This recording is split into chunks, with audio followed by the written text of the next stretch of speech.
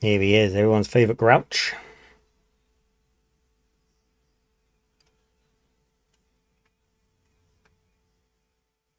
Is the sound coming through okay on this? Let me take a look. Or is it just because I've got my sound low? I'm not 100% the sound's coming through. Let's take a look. There we go. Yeah, my bad. Much better. Much better. Lovely, lovely, lovely. Resume game, please. We're going to get right into it. Now, I've forgotten. When you come from Super Mario, where everything's quite frame perfect, and now I'm doing this, where everyone animates very choppily. Ooh, that's a bit of a wake-up call. Right, we don't need to be here. I was stumbling in here because I was doing stupid stuff, but obviously a week has passed. I've done a little bit of independent research, not too much ahead, just to jog the memory.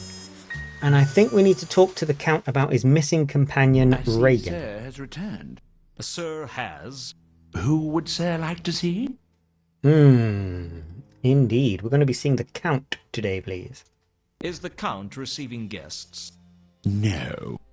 But he will see you.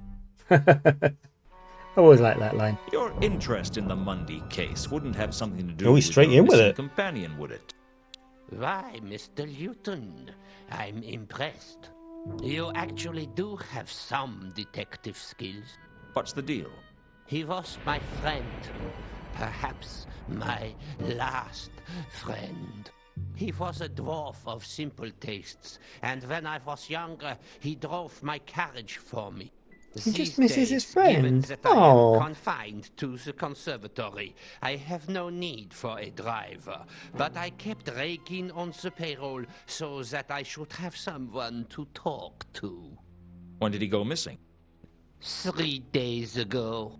He took the carriage out that night and has not been seen since. And you thought Carlotta might have employed me to look for him? I was hoping, yes. You could always employ me to find him. Wouldn't that be a conflict of interests? I don't see why. Anyway, there isn't a conflict of interest that I know about that couldn't be solved with a generous cash settlement. Be Lewton is assured hustling. that if you can find Reagan, I can offer you substantial recompense. Then I'll see what I can do. The Count gave me an iconograph of Reagan to help my investigations. My mind was already racing. 3 days ago, the Milka arrives. 3 days ago, Reagan disappears. Now, I believe in coincidences. Coincidences happen every day. But I don't trust coincidences. Something deeper was going on here, and I was going to find out what. Because I can't stand a secret, and because I have a burning need to find the truth.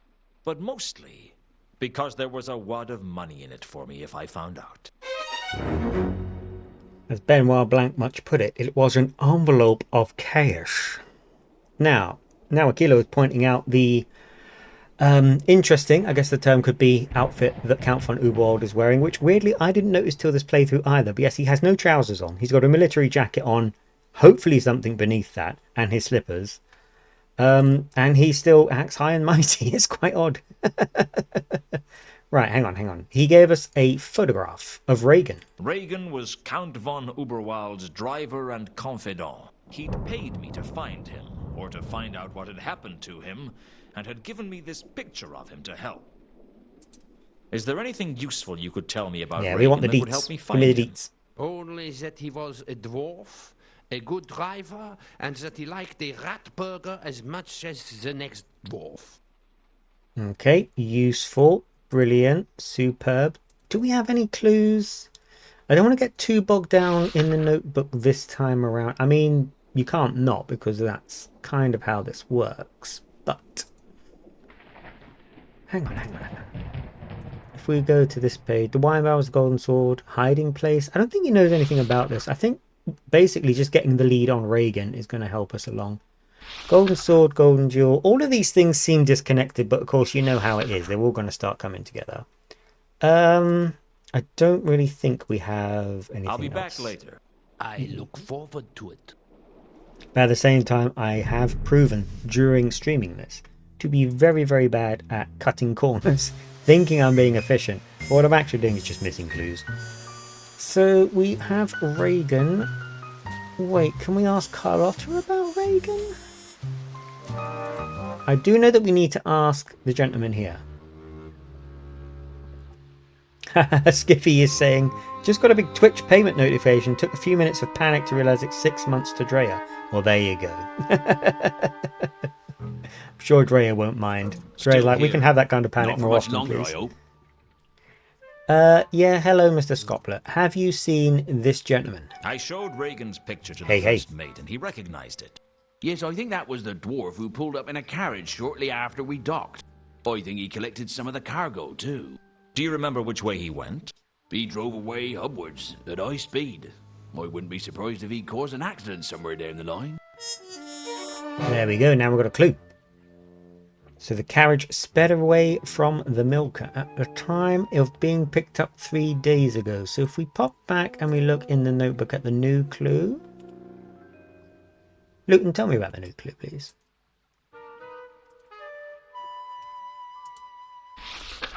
Hang on, what's going on with you? I thought you wrote this Reagan's carriage?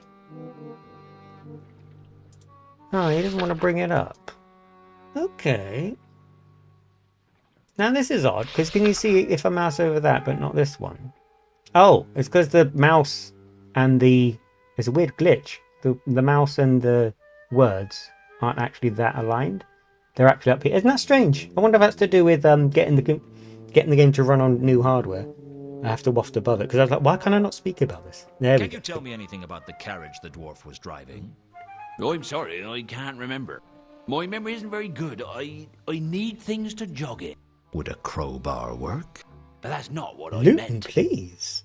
Straight in with it. Reagan's carriage. Let's see. So is that the clue about moving away quickly? One assumes so. The first mate of the Milka had seen Reagan heading hubwards at high speed in a carriage. I needed to find out where he was going. Okay. Well, However, safe voyage. speeding. If that's possible. Someone speeding in Ankh-Morpork would be noticed. I guess the watch would notice, so we're going to have to talk to Nobby. Now Akila saying, are we playing Half-Life again? Yeah, the crowbar, it's here because it's an adventure game, but is not used as often as Gordon Freeman's would be. And Lewton, for better or worse, is far more talkative than Gordon Freeman as I well. need your help again, Nobby.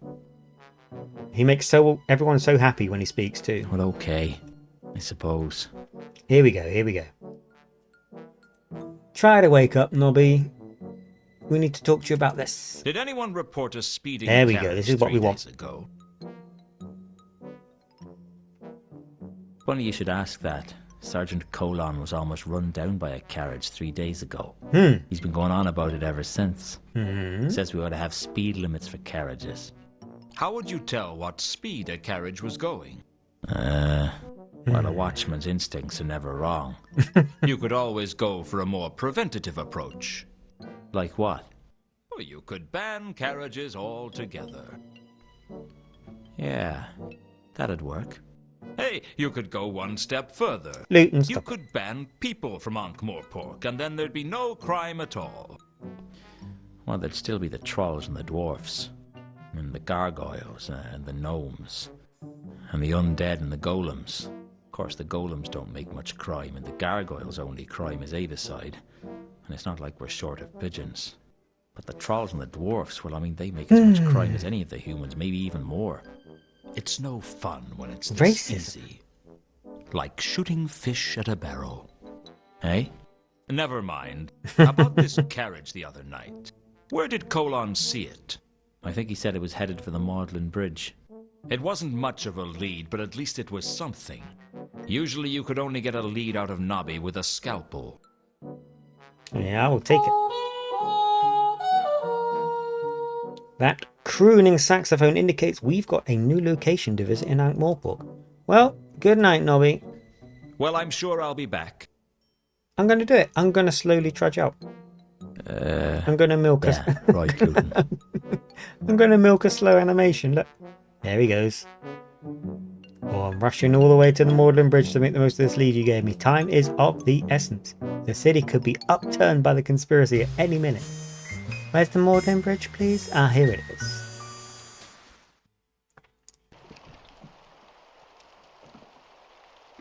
Ooh.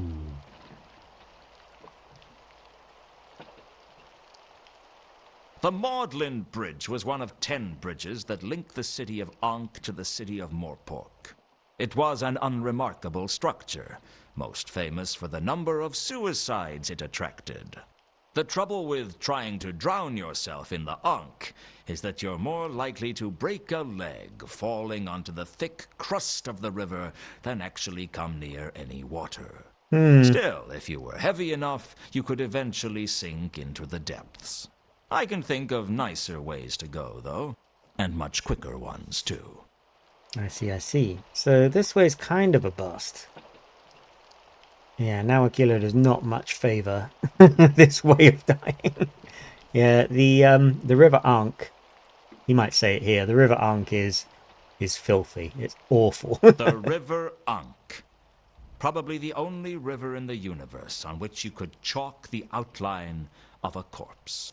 It's a running joke that comes up in Discworld every so often, that sometimes if something's dropped into the River Ankh, quote unquote, it just bounces or something like that. Or it's easier to skim the surface than usual because the layer of scum is so thick.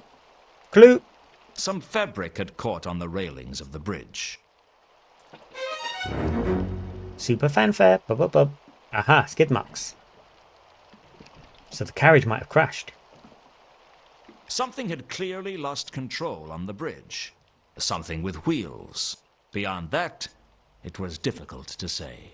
I mean, these railings don't look great, do they? The railings had been damaged. There was no telling when they'd become damaged, though. It wasn't as if I came this way every day. I doubt many people did. Do you know how many people use the Maudlin Bridge? I just like the name, the Maudlin Bridge. I think this game, when I was a kid, was where I wasn't learned about the to word scrape Maudlin. the marks off the bridge. But it's vital evidence, maybe. Right, okay, let's leave. So, we have the torn fabric, and I believe we have to... Sir has returned. Yes. Sir has. Who would Sir like to see? I believe we need to show it to the Count to correlate Is the Count receiving if the guests? fabric belongs to Reagan or not. No, but he will see you. I've got a few more questions for you, Count. Yes, good questions. Go on. This is a bit embarrassing, even though he made that joke maybe about 10 minutes ago or less. But when the butler said, "Oh, no, he's not seeing it," I was like, oh, I must have done something wrong. For a split second, I believed him, even though he tells that joke every time. In a gullible mood today, I think. I'd found some fabric caught on the railings of the Maudlin Bridge. It was distinctive enough that I hoped someone would recognize it. Do you recognize this fabric? Yes. It's familiar. Yes. Yes. I remember. It's from the carriage. I liked the carriage. Do you know where it is? From Reagan's carriage? Yes. Yes, from the canopy. That's what I thought. Therefore, I mean, is that as good as it gets? It looks like he's crashed. I found someone who saw Reagan's carriage the other night. Just let me know when you found Reagan. Oh, so he wants tangible results. So hang on, I'll be back later. I look forward to it. the problem with your idea, Count, is that it looks very much as though Reagan is in the river. And if that is true... Can you see the wharf is different, by the way? The milk has left. Ooh. Big empty space. It's gone, but it's left a mooring line, which we need, because we've got an incomplete object. Pick it up, pick If it up. I pride myself on anything, it's that I don't steal without a good reason. Well, I don't steal rope without a good reason. Lewton, are you absolutely bananas? And that includes Oops. me, it seems. I didn't mean to do that. I was trying to double click because that's how you interact, and I skipped a line. I'm sure it was very insightful and comical.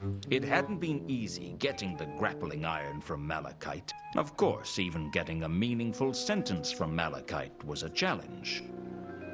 We love the grappling hook. Now we have it, we can do something a little bit grim and really test this river arc theory, because in one of the relatively few examples of item puzzles in Discworld Noir, we do actually need to drop the hook in, see if it hits anything, sort of dredge the river a little bit. With this hook, which is going to be filthy by the time we're done.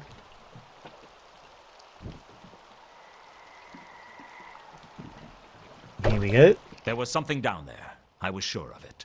But I wasn't strong enough to pull it up. We're going to need a big dumb galoot. And I know just where to find one. Not a Lewton's office. Wait, what am I doing? Wrong building. Check for mail, I guess.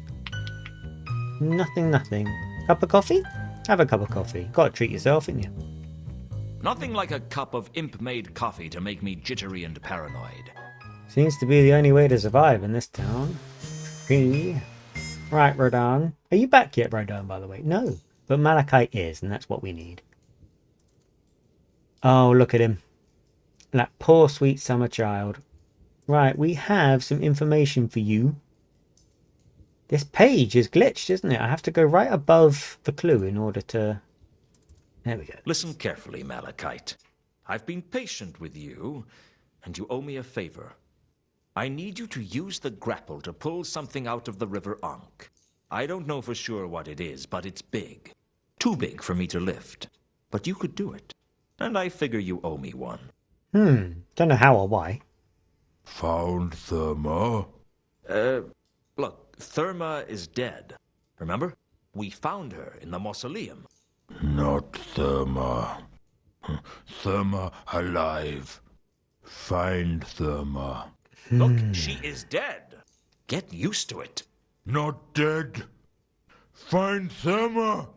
All right, you big dumb troll.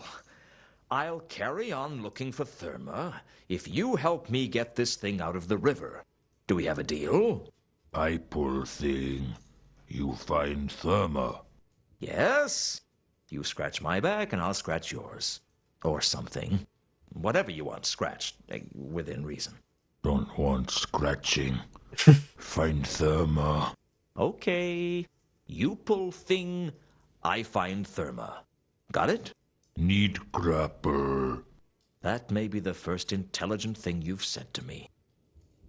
Okay, I'll give you a damn grapple back. Ride away for life good, says in Set Feet Down in chat. I can absolutely imagine Malachi saying that. Yeah, Lewton mouths off to Malachi a lot, while also... Wait, I didn't even give him the thing. While also consistently saying how big and scary Malachite is, which is an interesting dichotomy. Ready now? You lead. With pleasure. Guy's slow, isn't he? Everyone does a very slow multi-frame animation in this. It's a very slow-paced Discworld Noir. I do enjoy it, though. I hadn't been able to move whatever it was in the river. Malachite pulled it up onto the bridge like it was made of paper. Looks pretty carriagey to me. I wasn't surprised to learn it was Reagan's carriage, but it still wasn't clear how it ended up going off the bridge. Ooh. Looks a bit fleshy in here. Ooh, treasure. Amidst the wreckage, I found a small ornamental box. But before I could examine it in detail, Malachite took an interest. Explain I yourself. didn't want to give it to him, but he looked like he'd rupture a fault line if I didn't. He kept insisting that the box proved that Therma was alive, or at least that's my best interpretation of what he was trying to say. With his usual annoying habit, Malachite just walked off, taking the box with him. That left me to get back to my usual habit of not really knowing what was going on. I forgot Malachite does that. He definitely has his own agenda, well, so does everyone in this game. So here's this lovely carriage. The carcass of Reagan's carriage lay on the bridge like a beached whale. I searched it, but I'd already found everything of interest. The remains of a crate was all that was left. And there's Reagan's body. There was no doubt that it was Reagan, and there was no doubt that he was dead. The poor sap must have suffocated in the Ankh. Grim. Now, if you're paying attention, you might notice the iconograph and Reagan's body look relatively different. One thing had been bugging me since I'd found Reagan's body. In the iconograph that the Count had given me, Reagan was bald. Here, in the flesh, Reagan had a full head of hair. I had to pull hard on his toupee to get it off. Reagan must have glued it on to stop it from flying off as he drove the carriage. Underneath the toupee was a small key. I guess it must have been important, or he wouldn't have glued it to his head. I mean, that's about as important as it gets, isn't it? There was no doubt that it was Reagan, and there was no doubt that he was dead. Nothing else? The poor sap must have suffocated in the Ankh.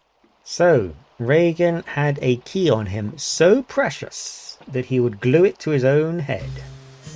Now, let's take a look around. I think I know where it goes, to be honest, but I guess we should tell the Count first and be a little bit Sir civil. has returned. Sir has. Who would Sir like to see? Better tell the Count. Bad Is news. the Count receiving guests? Sorry, Count. No, but he will see you. I've got a Hello? few more questions for you, Count. Yes, good questions. Go on. Do you know what the key is? I thought I'd better break the news of Reagan's death to the Count before asking any questions about Reagan's things. Yeah, I could be trusted with this job because I'd try and cut to the chase straight away rather than do the sensitive thing. I'd found Reagan's body in his carriage in the river under the Magdalen Bridge. And it's interesting that Lewton jumped straight to the conclusion that Reagan was murdered, not that it was an accident. I'm afraid I have some bad news for you. It's Reagan, isn't it? He's dead. I'm afraid so. I found his carriage near the Magdalen Bridge. It must have lost control and skidded into the river. Reagan must have drowned. Or suffocated. It's hard to say with a river like the Ankh. Very well. Of course. I will pay you for your time. Damn, if I'd have known that, it would have taken hear longer. Anything else in connection with this case, please let me know. Otherwise, consider the case closed. There is one thing. I think Reagan may have been involved with a trawl singer named Therma. I'm not really sure about the details. I'm sort of investigating the Therma case at the moment. But since I'm not getting paid for it, I may have to give it up. Lewton, Indeed. you're a hound. How would you feel if I were to pay you for the Surma case and you continued to investigate it? I'd feel a little bit richer and a lot happier. Very well. It's agreed. I've just realised how wonderful that is. As wonderful as a game as grim as this gets. Anytime Lewton is like, oh, something's really bugging me, but I can't solve it. I wish I had some sort of... And the Count's like, yes, I will bend over backwards to pay you, of course. We all need to Count von Uberord in our life. There's loads of questions I don't have the answer to that I would love some little old guy to pay me for. Reagan's body. I was hoping you knew what it opened. No, I'm No. afraid I don't. But I don't think it's for anything in the mansion. There is a room in this mansion that we can't access yet that I'm incredibly excited to actually reach. I'm not sure if we'll reach it today, but it is one of my favourite I'll be mechanics back in the later. whole game when we find it. I look forward to it. I'm not sure actually it's the kind of room that would make for good streaming either, but since I'm intent on being on your second screen anyway, I don't have to worry too much about time-consuming stuff. I wanted to take the key here, like so. Dance into the casino like so. We all keep ending up here, don't we? Well, I want a word with you, if you'd be so good. Can we talk, or do I have to play that stupid game again? Business is slow. We can talk. Now, it's about this key. You can always tell when I've done some research behind the scenes, Now can't your you? pockets are. You a wait till little the second fuller. half Does of this this stream when key I'm mean wandering anything to around you? blindly. Yeah. I know what it is. It's a safety deposit key for the boxes here in Saturnalia. Thanks. And I think that's all it takes. Time to excuse myself from the table, I think. Gonna head off. There it is. You have to look for the little arrow sometimes. But look at him trudging around. He's miserable. And now we can head to the left. Just like that. Because Lewton didn't want to look at the safety deposit boxes before. But it doesn't really tell you. I remember we found this room by accident growing up. Because, well, it doesn't tell you like, oh, they're off and to the left or blah, blah. So you have to mouse over after he mentions that to know they're here. I guess an upmarket establishment like Saturnalia needed safety deposit boxes. They certainly needed them more than I did. I don't know. I guess you could keep your glowing worldview in one of these safety deposit boxes. It would explain why you don't have one. Lewton. Right. We don't really know what it goes to. I'm not sure the key is marked. Just try them all. I figured a really good private investigator could do a lot of painstaking research and work out which box belonged to Reagan. But I figured, hey, the guy's a dwarf. So I just tried all the lockers on the bottom row. I don't know It about fitted this, into Lewton. box 39 like a glove. Eventually. Stuff. Inside was an envelope and a bracelet with carved wooden charms. The plot thickened, and you could already stand a spoon up in it. A bit of the old double strings thing for lots of objects. I don't understand why they didn't make the objects smaller in the game, because like you don't need a massive inventory in this game.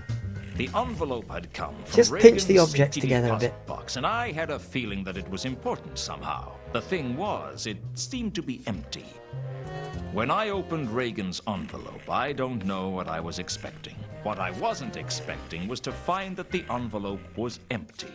There wasn't even anything written on the inside. An empty envelope in a safety deposit box. I don't know why Reagan kept a charm bracelet in his safety deposit box, but I guess he wanted to keep it safe. There was a strangely mystical feeling about the charm bracelet, and I wasn't sure I liked it.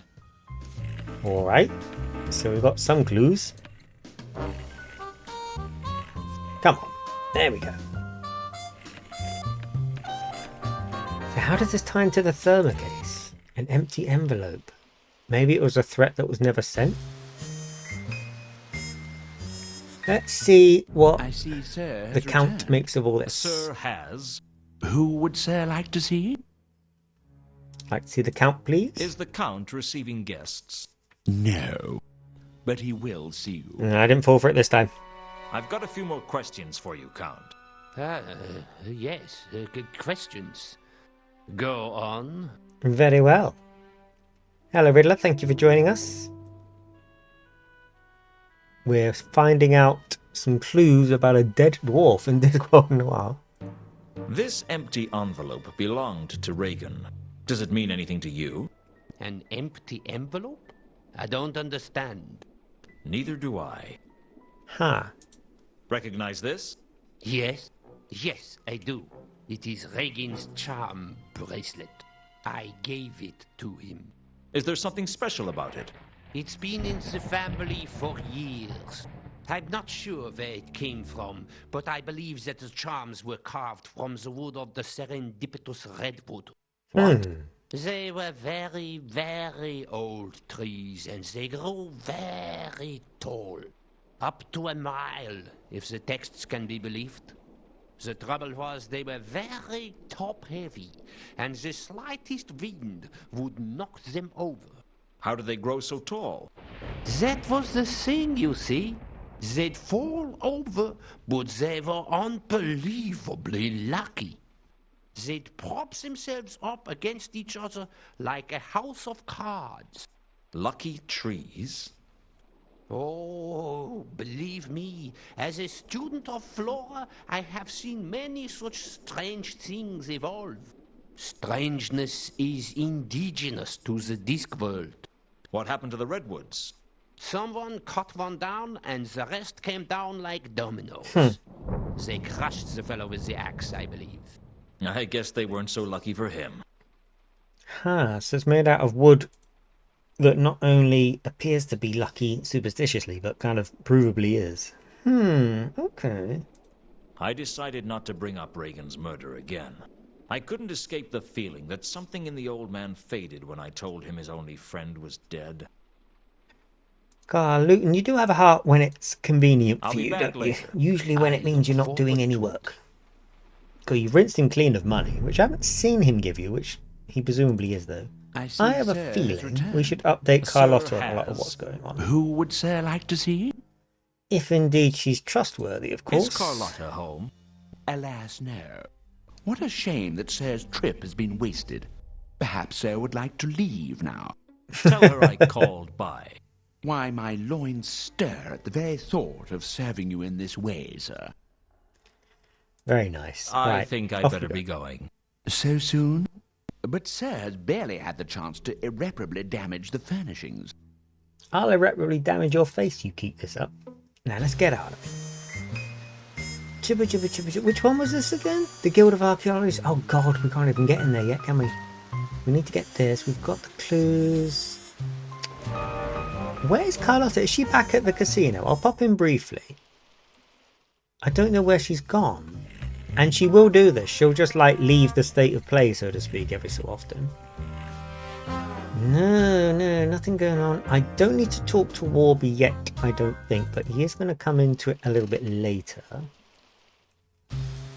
Do we have enough evidence to confront Sapphire with? Because, wait, hang on. No. I'm thinking about this backwards. Malachite left with clues. Come back here. Malachite, you left with a box. What was in the box? Well, I'm back. For a brief moment, I considered trying to make small talk with Malachite. Then I came to my senses. You just can't get talk that small. Do you know anything about Reagan's murder? Do you know anything about Reagan's murder? Find Therma. Oh, this guy. Right, okay. It's just you took a clue with you and won't give it to me. So, I mean, there is that. Gold-plated jewel. He's not going to be interested in that. The Therma case? Cases. The Therma case.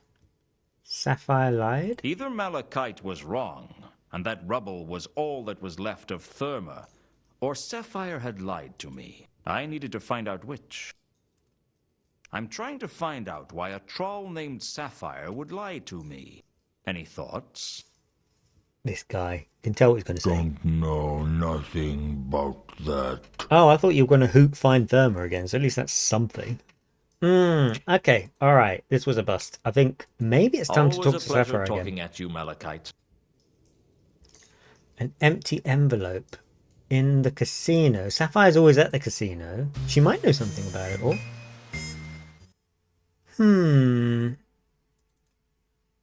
Now, see here. I want words with you. I've None got of them some more nice. questions for you, Sapphire. Make sure you look up very slowly, Sapphire. There we go. Lovely. Sapphire busy. Leave her alone. And then look down very slowly as well before you give me my dialogue. There we go. Wonderful. Oh, no. The envelope's a physical item, isn't it? The lucky charm? Does this charm bracelet mean anything to you? You would have met Reagan at the casino, You sure. ask too many questions. Okay. I had a feeling that the envelope wasn't something I should discuss with everyone I met. In that case, I don't think I should show the tooth and let you know that I've been picking pieces of troll out of the grave. You lied to me, Sapphire. Strung me along with that Madame Lodestone story. What? No. Sapphire told truth. The troll Never. in Madame Lodestone's grave wasn't Therma. How you tell? Malachite told me. You trust him? He's too stupid to lie, and you're too smart not to. Sapphire not smart. Big dumb troll, like all the other trolls. Don't play games, Sapphire. I know you're smarter than the average troll, although I could say the same about some mushrooms. Lewton. Look, Sapphire don't know why someone would switch bodies. Sapphire just trying to help. She was lying to me. I could feel it. She was obviously hiding something, but it was apparent I needed to know more if I was going to worm it out of her. Maybe then the casino is the missing link because that's where all this shite is going down, isn't it? So let's head back to the casino and start putting some questions around about the charm bracelet, because I kind of picked it out and wandered off in my classic way. I haven't actually asked the people closest to where it was physically located if it's important. Obviously, if you're a croupier, this croupier never speaks to you. Kind of rude. But well over here, surely you would have seen. Can we talk, or do I have to play that stupid game again? Business is slow. We can talk. Would you have seen someone handling this charm bracelet like this, Reagan? I think this charm bracelet There we belonged go. to Reagan. Do you recognize it?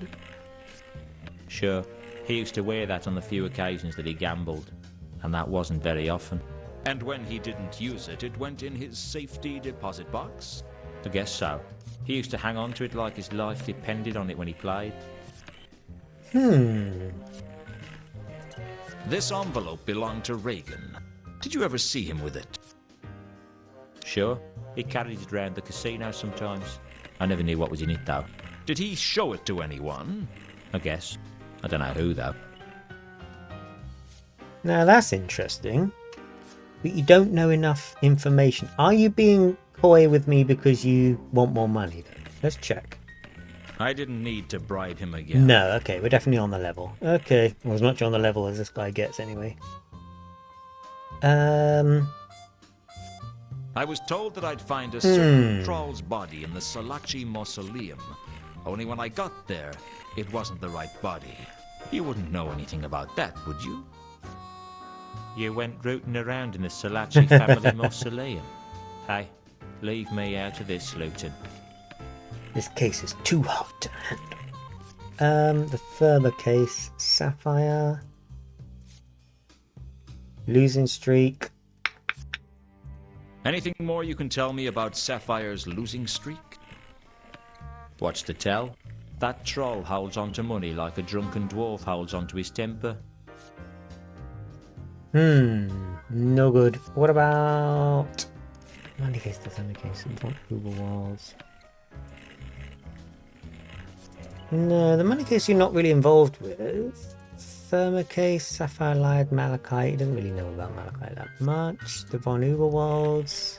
This Von Uberwald page has just been scratched out. Okay. Sapphire. It's kind of leading towards Sapphire, isn't it? Okay.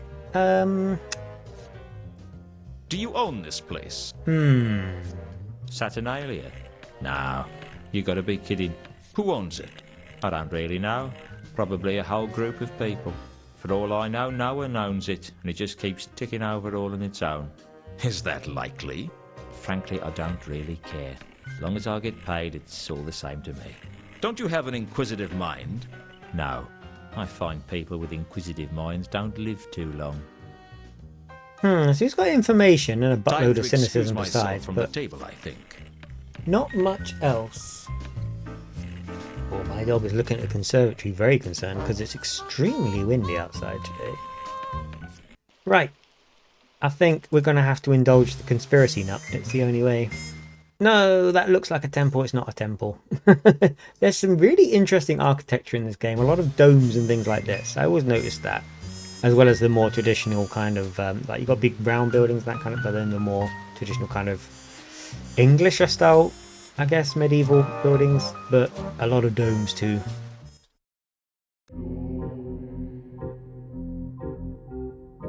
I want to see Malaclips. Hello, Lola, you alright? The doggies demand. Oh, are they asking to go outside? Yeah, it's really windy and kind of overcast, but the dogs are demanding Lola take them outside, even though Lola's trying to relax because she had a migraine yesterday. Now Akilo says hi, Lola. She's calling back, but it's unclear if you heard. If you didn't, I she need did. your help again, Malaclips. They'll all need my I help love sooner or Malaclips, he's later. my favourite. They just don't know it yet. Right, Malaclips, we need your conspiracy mind. The envelope. Any reason you can think of why a person would keep an empty envelope safe? Just because it looks empty doesn't mean it is. There could be a hyperspatial vortex in there, a link to some trans-dimensional cache. Nope. I'm pretty sure it's just an empty envelope. Now Aquila is saying that pups love to blow away. It's their favourite. I can hear Lola out there trying to reason with them. Like, yeah, it's not actually very nice for you out there, is it? Arya has got into a staring match with a fat pigeon. Oh. Does this charm They bracelet have mean locked anything to you? eyes. Oh, that's well, it now. well, it's a Glacting carved out of serendipitous redwood from Uberwald, I guess. Nemesis. What does it do? It brings luck. Good luck or bad luck? Both. First, it brings good luck. Little snacks of felicitous circumstances. But sooner or later, the wielder pays for any good luck with a massive dose of bad luck. A giant omelette of doom delivered by a mad god. Great. A mad god's omelette. Do you want it? Are you insane? Give it to someone who's desperate. I love Malaclips. A mad god's omelette. And as far as I'm aware, without spoiling too much, he does speak the truth. It gives you, I mean, the kind of clues in the fact that it's got bones and sides and that kind of thing, but it's apparently a lucky bracelet. But every so often, Malaclips says something so outrageous it's actually true, and that is the case. You pay for the luck that you get given. And the other clue was also when, who was it? The Count, I think, said that the trees fell on whoever cut it down. Let's see, hiding place. With the Assassin's Guild Ah, looking everywhere dear. for two It's not conquerors, gonna work. I couldn't Not trust even Malaclips anyone knows. enough to tell them I was looking for somewhere safe to hide him.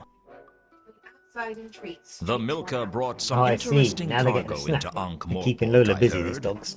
Oh, yes. Most people know that the Milka is part of Oh, the no, we did advanced this fleet before, of the didn't we? Klachian Navy, but not everyone knows that they are smuggling top-grade Klachian pornography into the city. It's all part of the Brindisian Illuminati's plot to corrupt the moral minority and make Ankh-Morpork the most depraved city on the Discworld. It's already the most depraved city on the Discworld. Now you see what we're up against. Actually, the porn wasn't a patch on the homemade stuff. Oh, Malaclips. Wine barrel, golden sword. I'm only being a little bit more thorough with Malaclips, not only because we are at the point where the gold plated jewel, for example. Malaclips has an opinion on most of everything, and every so often he is actually right. Do you know anything about obscure jewels? I know that the tear of Ofla has been stolen again. Again? They spend 1 month of the year admiring it in the lost jeweled Temple of Doom, and 11 months of the year tracking it down after someone steals it. Well, And the Rincewind other did it month? last. In the 13th month, they have to fill out all their insurance forms.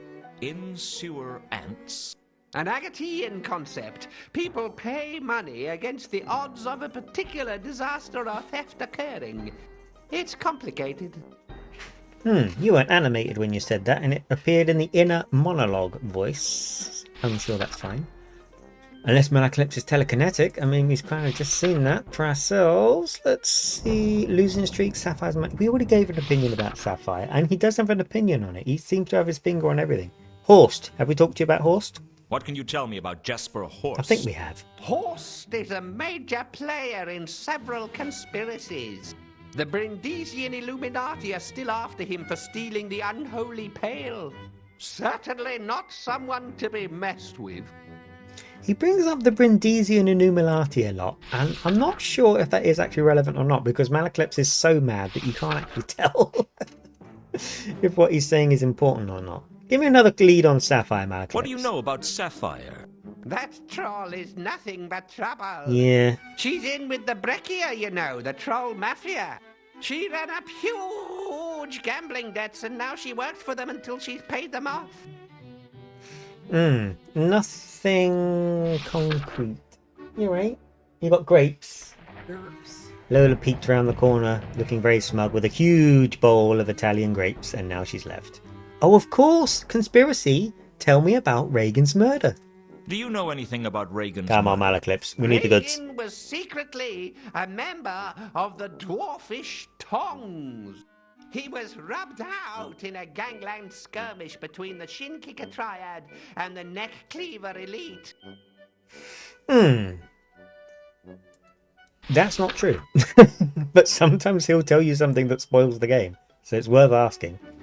Carlotta, Alkali, Malachite. We talked to you about all of these people. I think we're kind of there then, aren't we? 3712V, Monday Upside Down. Did we talk to you about that? Why was Mundy hung upside down think when we he was have. murdered? And why were his eyes poked out? His body was offered up as a sacrifice Oh, yeah, of course. to the creatures of the dungeon dimensions, the fetid obscenities from beyond time and space. Except errata caused them to get their rituals confused, otherwise the city would be crawling with hellspawn right now. Hellspawn? We don't want What does hellspawn in the city. 3712V mean to you? It's the combination to the phantasmal vault of Capsicum. Even the lowliest neophyte of errata knows that. Well, I beg your pardon. I think we're pretty much there then. So everyone has superstitions about the charm bracelet. That always surprises me, but then again, this is an inherently have to magical go. world, isn't it? The Discworld. truth So of course the charm is out bracelet does Trust actually have luck. No one. And not only luck, but luck that demands to be paid for once it's been enjoyed, which is pretty grim and pretty fitting for Discworld Noir. With that in mind, where is Carlotta? We are getting to the point it would be useful to speak to Carlotta. Is she gone home yet? I see Sir has returned. Sir has. Who would Sir like to see? Is Carlotta home? Alas, no. Ah. What a shame that Sir's trip has been wasted. Perhaps Sir would like to leave now. Tell her I called by. Why, my loins stir at the very thought of serving you in this way, Sir. Well, yes. I think I'd better be going. So soon? But Sir has barely had the Oh chance my to God, this guy. irreparably damage the furnishings. Yes. You know what? I'm going to pop a save whilst maintaining uncomfortable eye contact. Rude butler knob. Yep, that's right. That's it now. Yep, and I'll do it again. So you just watch your step, mate. That's all I'm going to say about that. Let's return to the murder scene. Is there anything that we've missed here very briefly? I mean, it's covered in green River Ankh goo. Nothing really lights up. We've got the carriage. We've got Reagan's body. Nothing doing. The dogs, as foolish as they are, Mumble is standing by the back door again, hoping to go outside. He'll just get cold in the wind again. I don't really know what he's expecting to happen. Riddler is saying, going home from Wisconsin. Where is home in relation to Wisconsin, if you don't mind my asking? Because that's quite intriguing. I've never visited, the only place I've visited in America is Dallas Airport in Texas when I was on a layover. I've never actually been to America itself. Very strict airport security. Funny World Mansion. Where is Carlotta? The casino. The bats. Hello. Yes.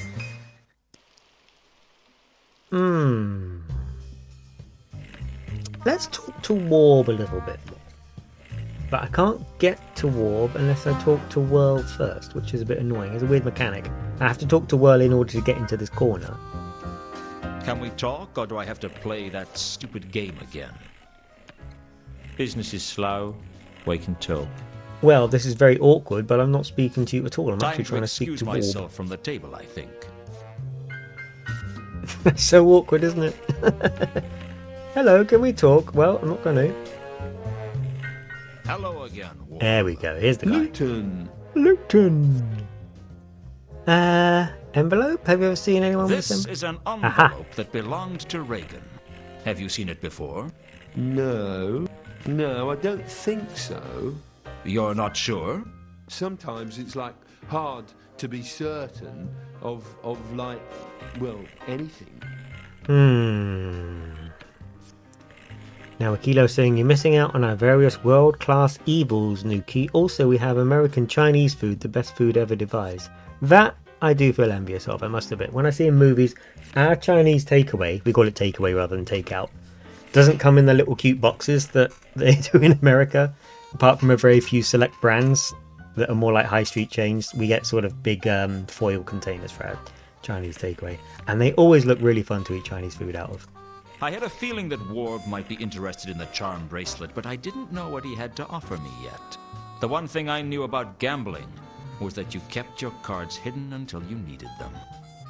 Also, being an Englishman, I have a few world-class evils of my own ancestrally baked in that I can call upon. Let's see. So, Lewton dropped a massive clue there. Warb is going to want the lucky bracelet because he implicitly believes in luck and he thinks he's very unlucky. But Lewton doesn't want to give him that until we have something, leverage, something that we want basically. Quid pro quo and all that. Insect Dan is saying we have walk to walk for the little cue boxes. I've never heard of that because I'm in a small town in Suffolk. That does sound good. And Riddler's quite rightly pointing out Chinese is not Chinese food. I have to try authentic. In London, in Chinatown in London, I think that's the closest I've come to actual authentic Chinese food. And I absolutely agree, you can taste the difference. Chinatown in London is one of my favourite places. But I don't know, would I ever visit China if the opportunity came? I think I'd visit Hong Kong. I'm getting distracted. Warb! Did you murder Reagan? Ever seen a dwarf called Reagan around the casino? Sure. Well, I've never spoken to him, though. What does he play? Truncheon, roulette, onion, craps. He plays them all a little. He always seems to win, but he never pushes his luck. He wins, and then he stops. That's his way. I wish I had his luck. Aha! I'd make much better use of it. Well, there you have it. Warb's kind of giving the game away there. Reagan was considered lucky and he had the lucky bracelet, so it, as far as superstitions are concerned, was kind of provable. And yes, in Septic Dan, that is Nigel Planer doing his Neil from the Young One's voice. I don't know how well you can see the sprite, but it even looks like him a little if Neil was balding. Nigel Planer does tons of voices in this game. Skiffy's very good at pointing them out.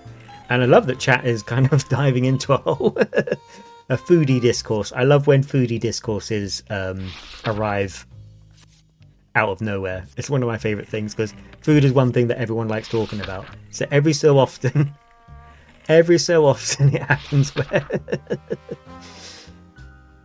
people just erupt into talk about food. By the name of Jasper Horst. I don't know them. Oh, Warb, you're a little useless. I think we need to unravel what we need. We need to know about Sapphire's losing streak too. Is your bad luck common knowledge? Well, pretty much everyone knows. Oh, he's so self-apologetic, this guy. Anyone else famous for their losing streak?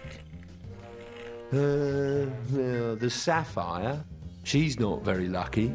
Other than that, no one springs to mind. Talking about food tourism in chat. Yes, I kind of agree. I'm not massively well travelled. I've been to Portugal, Lisbon. That's a fantastic city. That's very good for cuisine. Street food. Yeah, I've been to Mexico and I've been to Italy. But I haven't been abroad for about 10 years. I think the pandemic put the kibosh on that. That and poverty, of course. But but yeah, I haven't been abroad for a long time. I've always wanted to perhaps visit Canada. Always seems like one of those places that's kind of chilled out. But I don't know if that's just kind of marketing talking. Because you get marketed a lot to other English-speaking countries when you live in England. The USA is always marketing to us to come and visit. Canada, Ireland as well, obviously, Australia. Do you know a troll called Because Sapphire? the English people are too stupid to learn other languages. I don't really want to. know her. Seen her here? Oh, yeah. She's sometimes here. She never looks very happy, though. Now, Akilo is saying Canadians are more reasonable than Americans. There is always that rivalry, isn't there, that comes off where it's like, I think it's a little similar to how the UK is with some other countries where, you know, your immediate neighbour is like, oh, them again, oh dear, oh, what are they like? That kind of thing. It seems to be the thing I get between America and Canada. Hiding place, Barber Creek. Warp doesn't know anything about any of this stuff. I'm kind of shooting in the dark a little bit. I had a bunch of leads. Nothing's quite come about yet. The envelope, the coin, the grappling hook. I'm definitely missing something, and it could be what it often is, where I've just essentially wandered off earlier. Maybe I'll see you later. Now Akila's bringing up the half-French part of Canada. I almost lived in Quebec for a year. I got a job in my late teens, early 20s that was going to be for a company based in Quebec, where a lot of game studios are, for helping them recognize idiosyncrasies between American English and UK English, things like that, helping them translate between various English types, because it sounds a bit weird and pedantic, but when you sell a product in the UK and it's in American English, and I imagine vice versa as well, you're probably seeing, if you're American watching this British game, the spellings that are different and things like that. It does cause a little bit of mental friction, and it does sort of shape how you see a given work. So I think a lot of companies do try and put the effort in to kind of differentiate the types of English in whatever they're publishing. And yeah, the thing fell through at the last minute because I couldn't afford to get to Canada. But if I had arrived there, I would have been given like an apartment and just sort of testing games, looking for spelling errors. Would have been an interesting thing to do as a young man. Dan is saying he's microwaving a pizza. Hey, there's no shame here. You should see some of the stuff that I think all I've had all day is a bacon roll. Yeah, not even a vegan streamer. Outrageous. Mausoleum. Do we even need the mausoleum for anything? I will say that when you are finished in a given place, stuff vanishes from the map. One lead I haven't really been touching on is Nobby, as I trudge in very slowly. Because basically when we get more leads on certain things, Nobby can be a good lead, but often isn't. He'll often just shoot us down all the time. Now Akilu's talking about British Warhammer books, I suppose, and all the different words we use. I'm becoming insecure about how many objects I describe as that thing there over yonder. Yeah, like architectural terms, infrastructure, that kind of thing. That's not really where my strong suit is either. I didn't know for the longest time what like the gable of a house was, or things like that. And then I'd only ever read those words, so if you asked me to point to what a gable of a house was, I wouldn't really know. Golden Sword, War Crates. We don't want to tell him about the crimes we're actively committing, so let's get through this page right now. He won't know anything about the... Well, maybe actually. Do you know anything about a gold-plated jewel passing through town? You probably wouldn't tell me even if you did. The jewel wasn't the kind of thing I wanted to discuss with just anyone. Did you swap up on buildings for Bianca? Skippy is asking in chat. Bianca is a character I played via Skippy's fantastic Game Master skills for Call of Cthulhu. Bianca was a building consultant. I guess the TLDR of that is Bianca didn't live long enough for that to become a relevant question. we used her knowledge of buildings every so often, but by the time it became, but by the time she was in a building worth examining, hell had already broken loose. Sapphire's money. I think we've already asked Nobby about this. I'm looking for the info on Reagan's murder. Horst, we've already talked to him about. I do like that word. Jasper Horst. Some good names in Discworld Noir. And a very slow notebook page to turn. Malachite. He calls him Mount Malachite. So we have... There, this is what I'm looking for. I told Nobby about finding Reagan's body and the carriage in the river by the Magdalen Bridge, and he promised he'd check it out. I knew Nobby, though. The best I could hope for would be he'd pass a memo on to someone else, and I wasn't hopeful for even that. Nobby had a simple attitude to police work. If a job's worth doing, it's worth finding someone else to do it for you. It's what we call the English work ethic. Now, let's take a look. I'm speaking for myself as much as anyone else when I do say stuff like that. Also in 2 Conquers, Alkali, Carlotta. I don't think Nobby's got anything for us, I must admit. I kind of need to know where Carlotta is, because we have this envelope. I found this envelope, and I think it might be important. I keep forgetting we've got physical things empty. to show people. It's empty. Why would anyone put an empty envelope in a safe place? Maybe they were bluffing. What do you mean? Could have been a blackmailer's envelope. An empty blackmail envelope? Well, this is just an idea, but if someone thought you knew something and you convinced them it was in the envelope, you could use it to bluff. Nobby. It's a stupid idea, isn't it? Forget I mentioned it. No, it's a good idea. I just can't believe you thought of it. Hey, I'm not as dumb as I look. You could only be as dumb as you look, Nobby, if you were a very good actor. So Nobby basically gives you the answer and you still tear him down. Lewton. Does this charm bracelet mean anything to you? No. Oh, it's Kurt when he wants to be, isn't he? I think we're all caught up then, but he does Well, have I'm sure I'll be back. a very good point about the envelope. Yeah, right, Lewton. Now, the thing about the envelope is Nobby's basically right, but he didn't say it in such a way. Lewton, when something's really important, as you've seen, notes it down, and then it becomes kind of an intellectual concept that he can bring up to people in conversation or use on things in the environment. It's what I like about this game, is that ideas are kind of a item game in and of themselves. Just checking for mail, nothing's arrived. So in that respect, he is correct about the envelope, but Lewton doesn't want to note it down, which means Lewton can't bring it up to other people. But it is a lead that we, the player, need to follow. I'm coming back to Malachite because Malachite took the box and I'm uncomfortable with that. And I'm not sure. I had a feeling that... Okay, do you want the grappling Ready line? now? You lead. Oh, does With this pleasure. repeat the Magdalen Bridge thing? That's a weird bug because I've already done that. What the hell is going on? Malachite, stop this. We did this already. I hadn't been able to move whatever it was in the river. This is crazy. Malachite pulled it up onto the bridge like it was made of paper. I wasn't surprised to learn it was Reagan's carriage, but it still wasn't clear how it ended up going off the bridge. Oh, I hope this doesn't break anything. I think it's just going to repeat.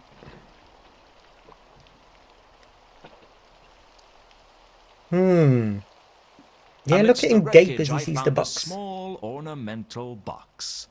But before I could examine it in detail, Malachite took an interest. I didn't want to give it to him, but he looked like he'd rupture a fault line if I didn't. Well, now you've stolen He it kept twice. insisting that the box proved that Therma was alive, or at least that's my best interpretation of what he was trying to say. With his usual annoying habit, Malachite just walked off, taking the box with him. That left me to get back to my usual habit of not really knowing what was going on. So someone is blackmailing. I mean, that was kind of hilarious to me. It's the idea that they didn't flag in the code that if you give, if you've already given him the grappling hook once. Oh dear. Okay, I hope that doesn't. I'll have to check my inventory and this and that to make sure it hasn't despawned any items or things like that.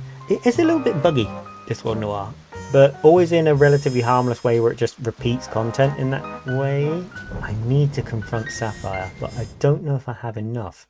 Because when I go in there, Lewton starts talking to her straight away. I still have everything. Okay. Let's go talk to Sapphire, show her the envelope. Maybe I've she's got the some one more being questions blackmailed. for you, Sapphire. That's why you'd need a lot of money, right? If you're being blackmailed. Or are you blackmailing someone? Sapphire That would busy. make you a lot of money. Leave her alone. Now Akilo is warning that Nobby's going to turn on us very soon. I mean, yeah, when Lewton is ever found at a crime scene, Nobby is just by the book, but that's because his boss is watching. I had a feeling that the Aye, envelope aye, aye, wasn't Lewton, something come I on. should discuss with everyone I met.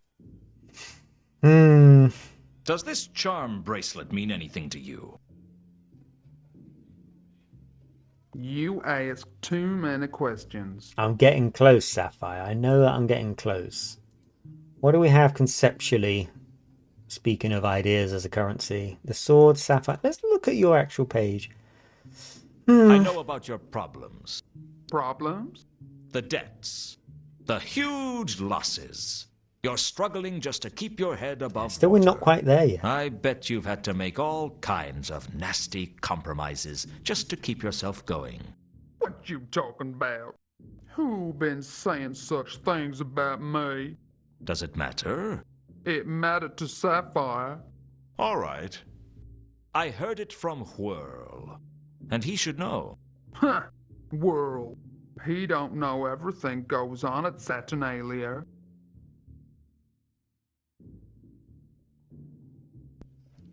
We don't quite have enough information yet. What happens if we go to the So, thing you're how looking have from things this way? been? I don't know about this. Things way they always been. Slow. Dull. But you've kept yourself amused, haven't you? Don't know what you mean. Alright, okay. I'll be back. That's what they all say. Everyone's head lifts very, very slowly when they're about to talk. I noticed this more than ever on this particular playthrough. Okay, alright. We're gonna have to really put the leverage on Sapphire somehow. I mean, you're her boss, Mankin, surely. Oh, Lewton, you're gonna take ages to... Lewton, that's not even the most direct route. Lewton, what are you doing? Lewton, just go and talk to Mankin. Just load that you're already speaking to him. It's fine. It's not even that immersion breaking, Lewton. Lewton, you're killing me here, Lewton. Lewton, go and talk to Mankin. Go and talk to Mankin right now, Lewton, please. Lewton, Come to please. persecute me some more, Lewton? A man's gotta have a hobby.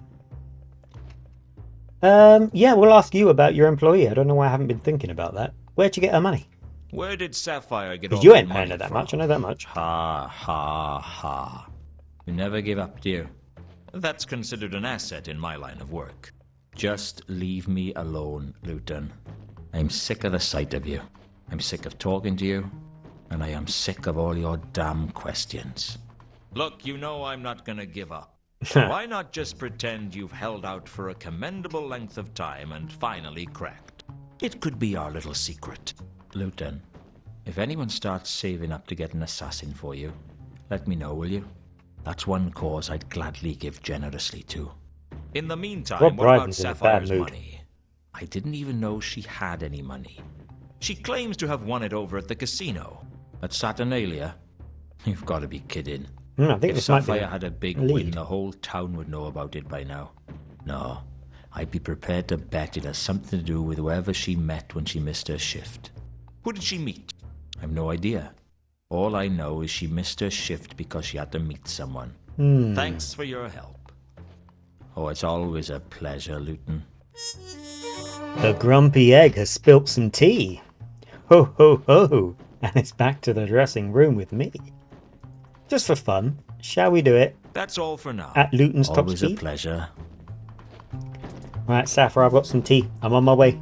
I'm coming in, Sapphire. You better brace yourself, because when you find out the facts that I have learned about you just now from your employer, you are going to start shitting yourself, because you know I'm coming for you, Sapphire. It's happening right now. I am making my way all the way over to you at absolute blistering breakneck speed, and when I get to you, all the things we're going to talk about.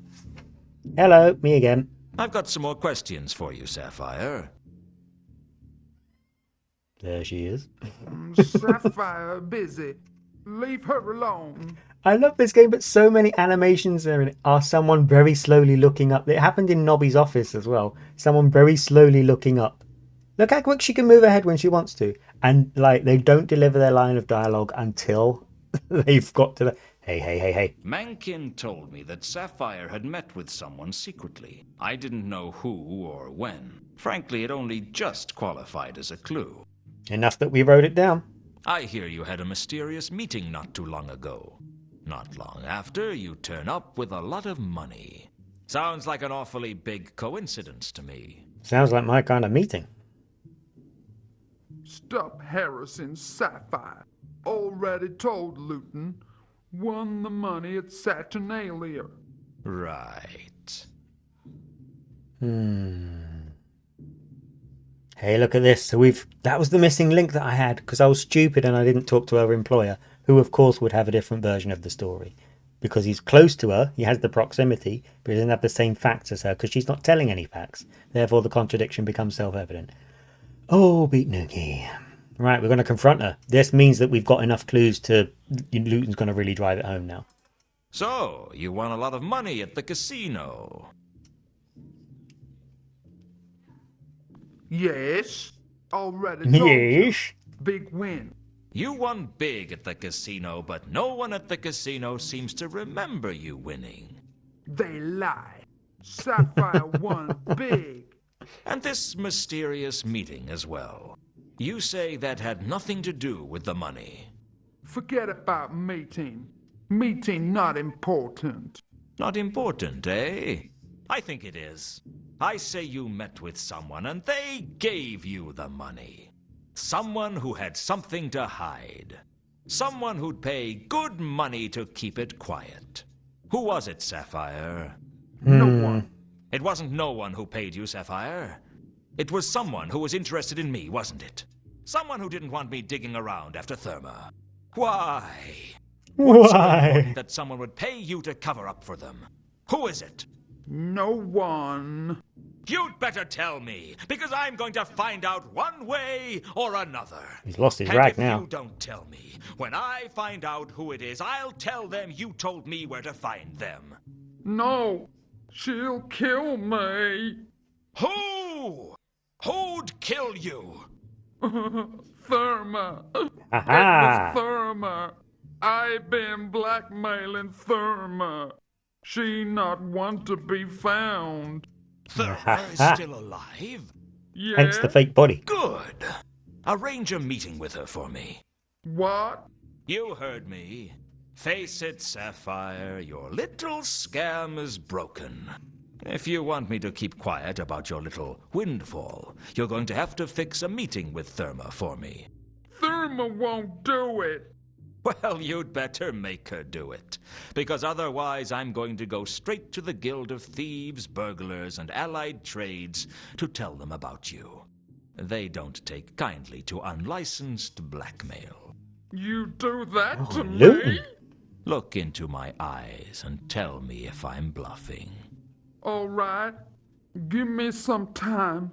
I'll leave message at your office when it arranged. I look forward to it. It's a pleasure doing business with you, Sapphire. You're a cold one, Lewton. Not as cold as you, I reckon. I decided to leave Sapphire alone after that. Yeah, I maybe. got You were a what bit I mean. wanted. Oh man, this is the thing with this game. You wait ages, you push and push and push, and then when you get the breakthrough, it's kind of a lot. It's kind of that's a lot for this game. Dan in chat is saying that they could have doubled the frame rate in the game, and it wouldn't have necessarily lost anything. Maybe even looked a lot better. That is true. As I think about it, though, I have to wonder: is it to do with even getting this game to run on modern hardware to begin with? That might be a price of it. Because the frame rate was slow, I remember, back in the day as well. God, I don't know where to go now. I'm still looking for Carlotta. She said she'd leave a note at the office. But by the same token, I don't know if that's an international phrase or not. Just means like on the other hand. If you've got it to run on modern hardware anyway, could you mod it to move quicker? But then again, then you're pandering to modern attention spans, and this is very much of its era. It's a debate for sure. I don't know if anyone else ever knew about the first Divinity Original Sin, but apparently they forced that Sven Vink, that designer, whoever, I'm looking for Carlotta, sorry. Sven Vink, when they were developing Divinity Original Sin 1, according to a documentary I saw on YouTube, very good documentary, he forced the dev team to cut the running speed of the people in Divinity Original Sin 1 in half, so the player was moving slower.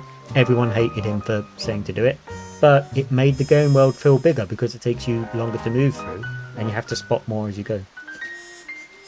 Oh, Dan is saying get DLSS5 on and yassify Lewton. My god, what would it look like?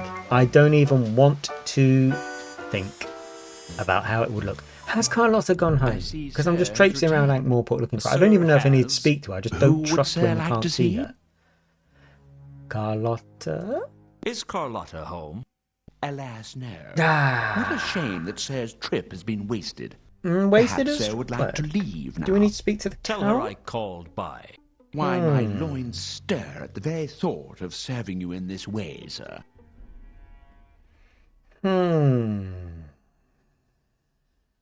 Speak to the count Is the again while we're Count here. receiving guests?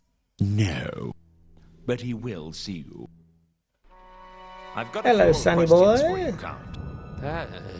Yes, good questions. Go on. The envelope. Now we know it's for blackmail. Do you know more about it? This empty envelope belonged to Reagan. Does it mean anything to you? An empty envelope? I don't understand. Neither do I. Still nothing. And this was the... Recognize this? Yeah, he Yes. recognizes that. That's Yes, kind of a bust. I do. It is Reagan's charm bracelet. I gave it to him. Is there something special about it? It's been in the family for years. I'm not sure where it came from, but I believe that the charms were carved from the wood of the serendipitous redwood. What? They were very, very old trees, and they grew very tall. Up to a mile, if the texts can be believed. The trouble was they were very top-heavy, and the slightest wind would knock them over. How do they grow so tall? That was the thing, you see. They'd fall over, but they were unbelievably lucky. They'd prop themselves up against each other like a house of cards. Lucky trees? Oh, believe me, as a student of flora, I have seen many such strange things evolve. Strangeness is indigenous to the Discworld. What Are happened they to the hassling you redwoods? into going out? Someone cut one down, and the rest came down like dominoes. You can come and watch Discworld They Noir crushed instead. the fellow with the Yeah, axe, I'm I gonna believe. sit here. I guess they weren't so lucky for him. The dogs are giving Lola the business. Yeah, sorry, I was repeating this thing in case there was another clue in the charm thing, but he talks more about the background of the bracelet, not kind of its correlation to current things. All the dogs are playing and going mad. He just scratched his butt a lot and he went nuts. Oh dear. I mean, anyone would go nuts if you scratch their butt a lot. Oh, they're going to be playing. You might hear a bit of rough and tumble in the background. Oh God. Yeah. Oh dear. Might have to tap the mic just for a while.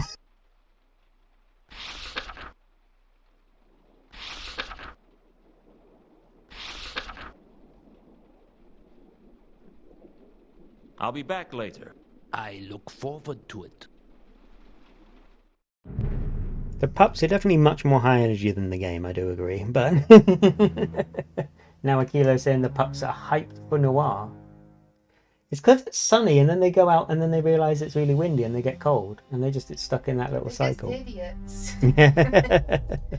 Just a couple of little idiots. No, I don't need the butler. I need to leave. We're waiting. I think some post will arrive when... Ah, is this it? Look how much the game loves you to pixel hunt for Lewton's post because you won't buy a mailbox properly. They need little detective hats now, Akilo says. There's a crochet project for you. Lola says no. I knew that someone had pushed the card under the door, and I knew what it meant. It meant that I should have fitted a letterbox. That's exactly what I'm telling you. Have arranged meeting with Therma on the rooftop at the junction of Sally Street and Phaedra Road. Come immediately. Salis and Phaedra. There wasn't much around there. Nice and quiet. New location! Complete with saxophone solo. Right, we're going to pop a save for that. Oh, let them actually get there. Oh god, they're going mad again. I walk the dogs for about an hour They're almost not big every dogs, morning. I- Yeah, and they're not big dogs, but they will just absolutely summon up the energy from nowhere to push through. Last week they were almost inconsolable, so I was even asked, because Lola's not been well, I was saying, do you want me to sort of, you know, keep a cap on streaming today, keep it a little more trim in case the dogs go mad, which of course they did, but luckily Lola's a little more, a little more healthy this time around. I assume, are you doing okay? Bit headachy. Yeah, she had a migraine yesterday, so that means you basically get a horrible headache the following day. Right, let me pay attention to myself. Here we go. The meeting with Therma had been arranged high up above the streets of the city. I decided to go on alone to meet with Therma. But when I reached the rooftop, she wasn't there. Stood As I up. waited, I started to think about the situation, and the more I did, the more I decided that I ought to go and get Malachite. Frankly, hooking him up with Therma was probably the only way to get him off my back. Maybe it'd help me get some answers out of Therma, too. What a passive-aggressive but very salient point. I'm supposed to be finding him for... I'm supposed to be finding Therma for Malachite. Why would I go and meet Therma without him? Okay, let's round him up. Because he moves quick when I want to. I saw you in that cutscene. Well, I'm back. What are you thinking of Discworld Noir, Lola, when you see it every so often? Very different, isn't it? Ugly. You think it's ugly? Do you prefer the pixel art ones? I mean, It's I'm not been saying easy, ugly is but bad, I've arranged a meeting with Therma. but it's ugly. Yeah, everyone's very craggy looking. Take me there. Oh, he's excited. Take me to Therma. Say please. In a moment. First, there's a couple of things we need to discuss. Such as payment. Take me to Therma. Take me now. To be fair, I get Okay, like this when okay, I'm offered a let's go. Chinese. Now! Take The me now! rooftops above Salis and Fedra were quiet. No Plot. one had a reason to be up here.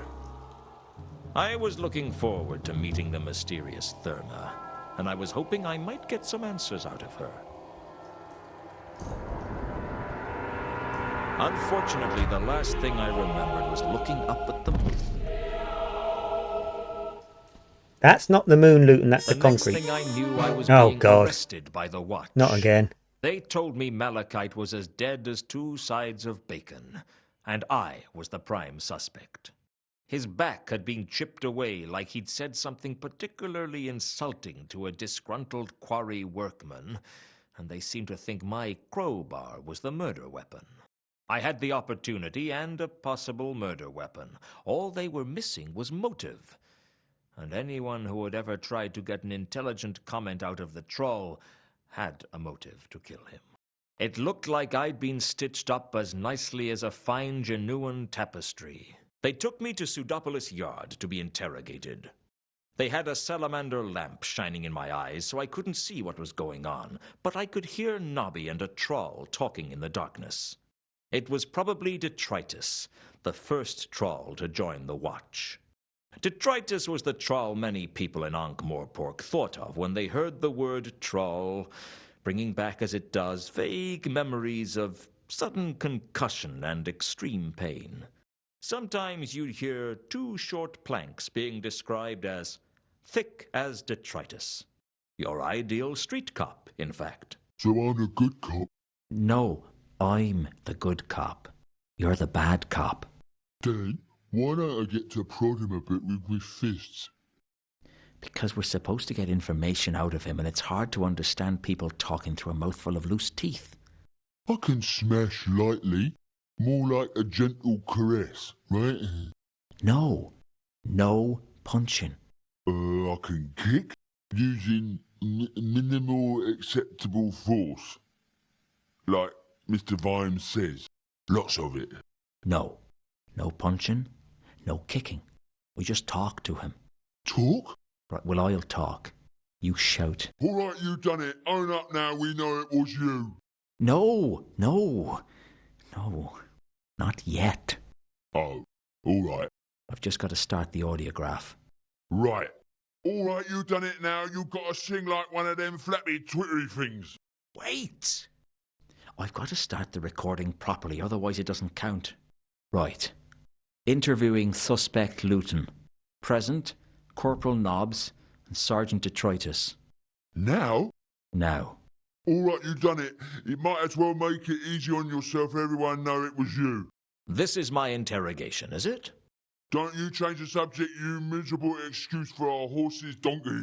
Just tell us what happened, Lewton. Here are the facts. Fact. Mundy was killed. You found her at the murder scene. I was unconscious. How you knowing you was unconscious if you was unconscious, eh? Foiled you with logic. Now you listen to me good, and then we see who wears the long two-legged garments. Fact. Escape thingy, Mount Malachite. Thingy? You mean troll? Nah, not escaped troll. Escaped, Feline. Hank Morpork's Escape best and feline? brightest. Yeah, he escaped from a holding cell. Is it possible the word we're looking for here is felon? That's the one. What did he do? Hey, we asked the questions, you miserable arugaraha. You know what arugaraha mean? He knocked over the Van Uberwald mansion. I never knocked over the von Uberwald mansion. Now, that's what Malachite did. Huh. So what does arugraha mean? In the precise moment that dog droppings turn white. I think you'd better get back to being the bad cop. I am the good cop, Now, I'm the good cop. so that make me... The bad cop. So how come I not get to hit you then? We can't beat him up, Detritus. That'd be police brutality. It only brutality if you leave marks. What show? Escape thingy, Mount Malachite. Was killed, and you was found at the murder scene there too. Once again, I was unconscious. Oh, how convenient for you. 2 murders and 2 unconsciousnesses. What about the murder weapon, eh? What about the crowbar? Tell us where you got the crowbar, and I'll give you a smoke. One of your dog ends? No, thanks. I'll get you coffee. Maybe some cherry cake. New suit. You get to choose the colour. I think you're taking this good cop role too seriously. Thank you. Now my turn. You want to fall down the steps to the cell without leaving your chair? It's fine by me. Detritus. Detritus is from the books, you can probably tell. And he's not actually a million miles away from his characterization. But he does have a good heart. But, of course, no one on the watch likes Lewton. So they all lay into him, and they're all urgent to pin a murder on him. I'm not guilty, and I refuse to feed your suspicions and paranoia by consenting to this charade. I thought charades were a game. Like chase my neighbour up the passage. No, you need a pack of cards for chase my neighbor up the passage. Not where I come from. We're trying to do you a favour. We could give you to the Lawyers Guild. You don't want that, Lewton. They'd eat you alive. You don't have anywhere near enough money to be innocent. Haven't you got better things to do than harass me? We harass you 'cause you is guilty. We knows you done it. That's enough, Detritus. Sir? You can go. I did it right? Let's say you were everything I expected. Now go and write up the report. Not in crayon this time, please.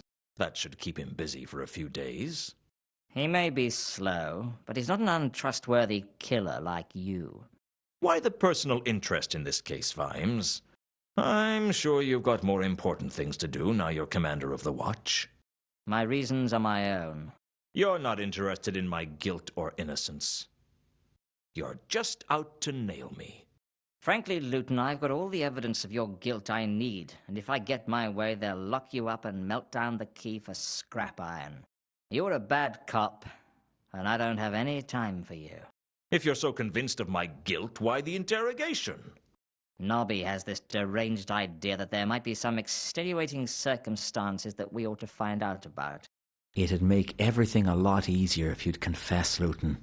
I'm sure you had a good reason to do what you did. Let us help you. Cigarette?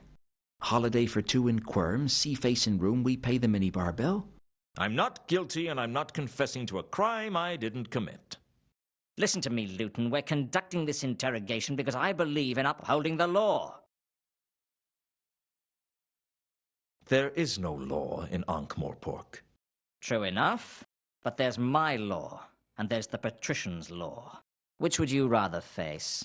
What's the difference? Lord Veterinary considers it a happy state of affairs if the punishment can involve the actual perpetrator, but sees it as by no means essential. I consider it to be absolutely essential. But you've already decided that I'm guilty. That doesn't mean I've proved it. And if I prove my innocence? That's not going to happen. Then what's the point of this farce? Smoke? No. The thing is, Lewton, we just want to find out what happened. Do one decent thing in your life, Lewton. Help us close this case. Why should I? So we can close this sorry little act and concentrate on the threat to the city. The threat? The counterweight killings. Now, Skiffy is kicking off in chat with good cause, because Sam Vimes, who is the commander of the Watch, is a very big deal Discworld character, and kind of like I was precious in Discworld 2 about the betrayal of Vetinari, the betrayal of Vimes is always quite a touchy subject. Now, in this game, he comes off as very, very petty, and he's desperate to pin something on Lewton, even if it means coercing Lewton and kind of, guiding him into confessing things he didn't do. Which Vimes of the book wouldn't do, because Vimes is, as Skiffy says in chat, kind of a man of the people who worked his way up from nothing, ends up a noble, kind of by mistake for his service to the city, and hates every minute of it. But his respect for the law is absolute, and his respect for the truth even more so. Now, the voice of Vimes is coming up in chat as well. I have heard a rumour, and I don't know if it's just one of those internet things, I've heard a rumour that is Terry Pratchett doing a cameo, voicing Vimes in an uncredited role. That's what I was told, which makes the voice even more galling because no one would expect Vimes to talk in this oily little voice and be so petty. Yet Terry Pratchett, if that is indeed him, is doing so, which makes it really odd because that implies that that's what Terry Pratchett thinks Vimes is like, which doesn't come off in the books. It's very, very strange. But Vimes doesn't show up very often. We never really see his face either. It's always from the back. But every time he does, he's kind of like a little villain that needles at Lewton, which is a very strange version of him compared to the books. Surely you have other suspects for the murders I'm accused of, even if you don't think they're part of the counterweight killings. Smoke? A set of the complete plays of Hwel the Dwarf bound in nearly real leather? No, I don't want a smoke. I want to know who the other suspects are. At the moment, you're top of our list. Although you are the bottom of our list, too. I am the list, aren't I? Sorry. Don't apologize, Nobby. Listen, Lewton. There are other suspects for the counterweight killings, and we're investigating those. But for Mundy and the Troll, you're the bottom line.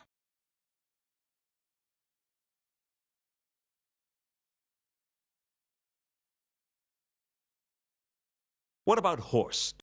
What does Horst have to do with anything? He's been watching me. He's up to something. He's always up to something. But he's not a murderer. Not by his own hand, anyway. He'd never be so careless as to carry out a murder himself. He's not that dumb. What about Al-Khali? Al-Khali? One of Horst's cronies. I think he's been following me. I guess I could interview him. Why do I have a feeling that you won't? Face it, Lewton. You killed Mundy. You killed Malachite. And you tried to make it look like it was part of the counterweight killings. What about Reagan? The dead dwarf? What about him? Another murder in suspicious, almost ritualistic circumstances. He's a nobody, but it has all the hallmarks of a counterweight killing. Are you confessing to the murder of Reagan? No. I'm just saying that Mundy and Malachite aren't the only nobodies to get bumped off in mysterious circumstances. There was nothing mysterious about Reagan's death. People don't just drive carriages off a bridge for no reason. He was driving recklessly across the city. It's probably just a suicide. Maybe he was just drunk.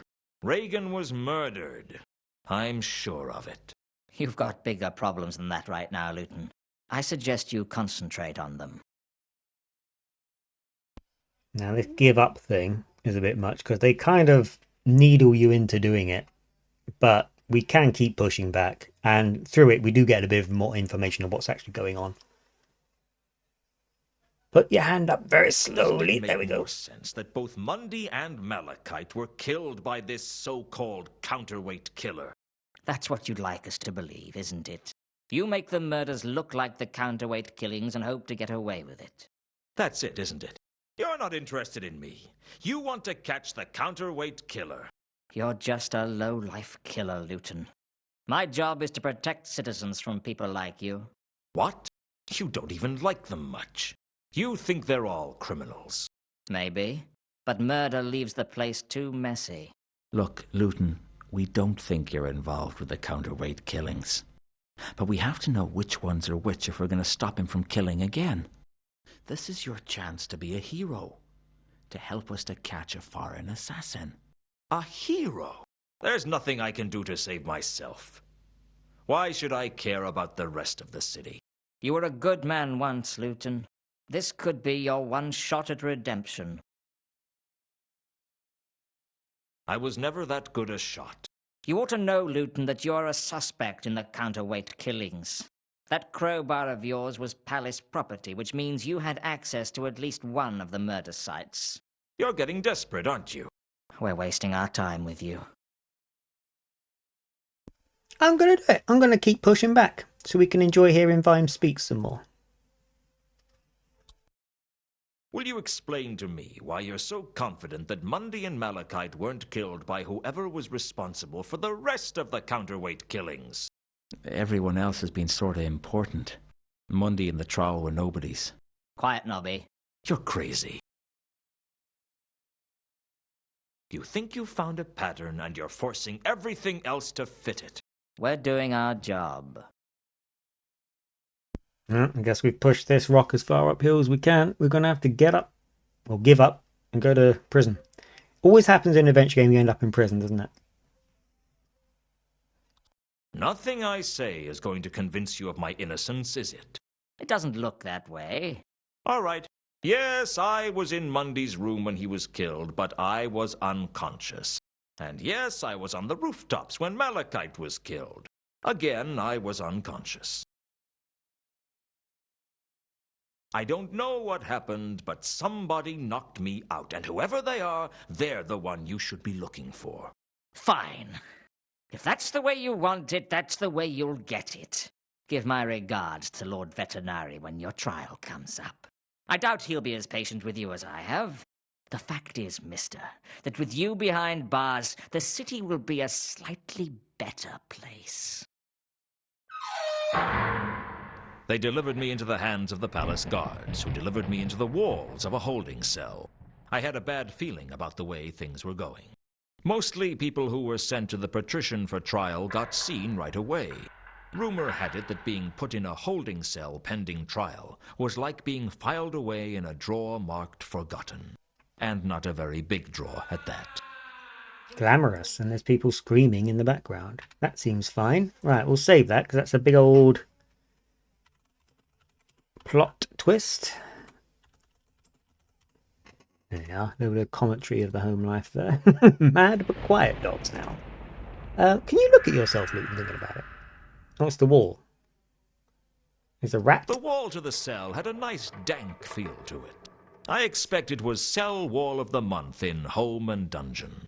Oh, lovely. However... Oh, yeah, what's a betting I can just swan out of here? Do I still have my stuff? I still have my ideas. You cannot take my ideas from me. That's my revolutionary... My stuff. No stuff! Ah, you bastards. Look at that. That is always damning when it happens in any adventure game. Always makes me a bit glum. Let's see. The door to the cell was so stereotypical I half expected to look around and find a bearded old man manacled to the wall. Let me out. I pounded on the door, but no one seemed to care. Ah, no you didn't. You described doing so. Right. Wall, wall, wall. Open up. I could find nothing out of the ordinary about the wall. Yeah, we're very much alone with our thoughts right now, but there is something that can happen. I have to remember the trick to it, but it's something to do with that rat. So we need to actually wait for the rat to come back, but we don't want to spook it, so I'm going to make him stand out the way a little bit. Because it's one of these domes again that I keep talking about. The chains, the cobwebs, none of it means anything. True to the slow pace of the game, we have to sort of do a little bit of waiting for the rat to come along. Which hopefully it will, but it does give us a bit of time to ruminate on the game so far. And as much as I always bring it up, just how different it is. Look and go. Just how different it is to the first two, which are really cartoony. This is like a CGI Fast cartoon. little It's really fellow. cynical. He disappeared the moment I started moving. Yes. So I think, if I remember rightly, the rat knows something Lewton doesn't. The patrician trusts the rats of the palace because the palace is very close to Unseen University. So the rats are very, very intelligent. And that means the rats know things about the palace that even the patrician sometimes doesn't, unless I'm misremembering. So if we just let... In fact, I won't even look at it. There you go. If we let the rat do his thing, the rat will know a way out of the cell that we can't immediately see. That's the puzzle. That basically traps you in here until the rat shows you the way. It's interesting because, like, there's very little to click on. You don't have anything apart from your own ideas to combine and that kind of thing. But it is all about letting the rat trickle out at about 5 frames a second. Take a look around. Now, if I don't interrupt him, will he run to the right? Because if he does, he's going to do something helpful. Or do I need to coax him by standing to the left so he can't run away to the left? Or is he going to stand there indefinitely? I can't remember the precise trick. I love the thunder and lightning. Nope, I'm over here. Be scared. Nothing. Okay. Unless he goes this way because I need it? Or does he go this way because I need it? What is the trick to the rat? Because we are trapped here until I solve it. And it is a case of witnessing where he goes and reacting to it. I remember it being fiddly. So it is not kind to streaming, that's for sure. Let's take a look. I've got the wall here. The skylight. I mean, the bars don't even look this close together, at least from this point of view. But then again, I guess that window is all the way up here, isn't it? So it's not really something we can get. I can't remember how we get out. I think when we escape, we find a room that has our effects in, and that's how we get all our stuff back. Because it's always scary when in an adventure game you lose all your stuff. But it's why having the notebook full of stuff is useful. Because that stuff can't be taken from my mind. Now, Ratty, I've got eyes on you. I feel like I'm playing chicken with the rat now because I don't know if I approach it, if it's going to do anything or not. He's got his little paws out as if he's feeling something out. If he runs to the right, he's going to show me what I need to know, but I don't know if I need to interrupt him to make him do it or not. And I'm a little scared to move. Yes.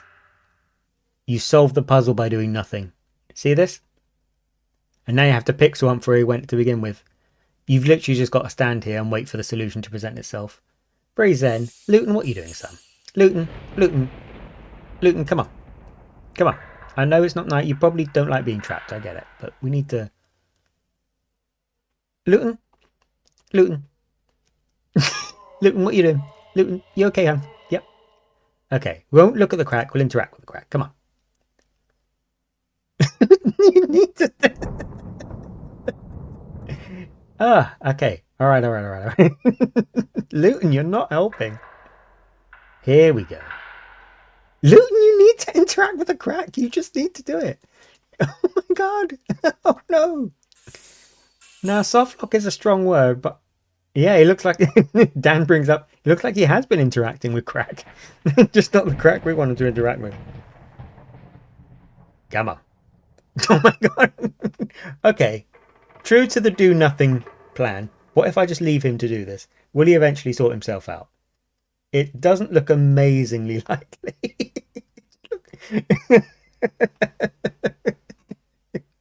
It is just really funny. I'm quite... but I do need him to solve this. Can I force him to go over there if I keep hammering and clicking and... Oh! Because I remember in Discworld 1, there was a patch of... I think it was dragon droppings or something like that. And Rincewind wouldn't walk through it, but you could brute force him to do it. Hey! I actually ended up clicking through. Block. Okay. All right. So we missed his dialogue, but oh no.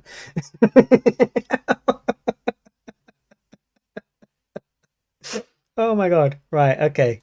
We know the hammering and spamming clicking work. So we're just gonna lean in here. You didn't know Discworld Noir was an idle game. It was a cookie clicker. It's where the concept was invented. So we just need to go over here like this. Just need to... Yep, if you'd be so good, Lewton. I feel like I've been wrestling Lewton's locomotion all day. Alright, let's take a run up at it. There we go. And then just very gently pace over from this angle. No, don't go over there. Don't go over there. Lewton, why are you like this? Right, come on. Look, we've had a giggle. We've all had some fun. This is the block you need. The brick is loose. You can get next door. You just have to believe, Lewton. Lewton, you're killing me. Ah, I can't believe this. This has never happened. Here we go. But that has never happened before. That was fun, but it went from do nothing to frantically click on everything and hope for the best. Very interesting teeth this guy has. And here we are. Another book character. The patrician's worst kept secret. The other side of the wall was another cell, but nothing like the holding cell. This was full of sketches and models, tools and materials. It looked more like a workshop, and there was someone working in it. Now, you know how in Discworld sometimes you get a mad little loon who won't stop talking? Would you like a cup of tea? No, thanks. Are you sure? Or are they not drinking tea outside anymore? Outside? The city. I take it you're from the city. How is it? Same as ever, I suppose. You're Leonard de Quirm. Yes, I am. I'd found Leonard de Quirm. The man was almost a legend. There was no disputing that Leonard was a technological genius. But this meant he was as dangerous to the precarious stability of Ankh-Morpork as a compulsive smoker in a firework factory.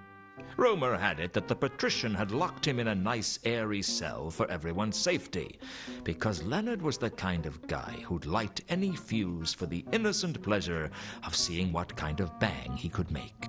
The only other thing I could recall was that although the guy was hot stuff with the nuts and bolts, he was definitely at the bottom of the class when it came to thinking up names. The patrician keeps you imprisoned here, Sorry? You're working for the patrician? Not really. He calls from time to time and has a look at some of my sketches.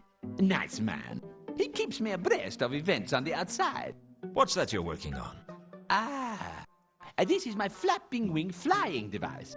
I built a small prototype out of gutta-percha strips, twisted tightly together, and it worked. Although not very well. Now I'm building a full-scale model. Does it fly? Not yet.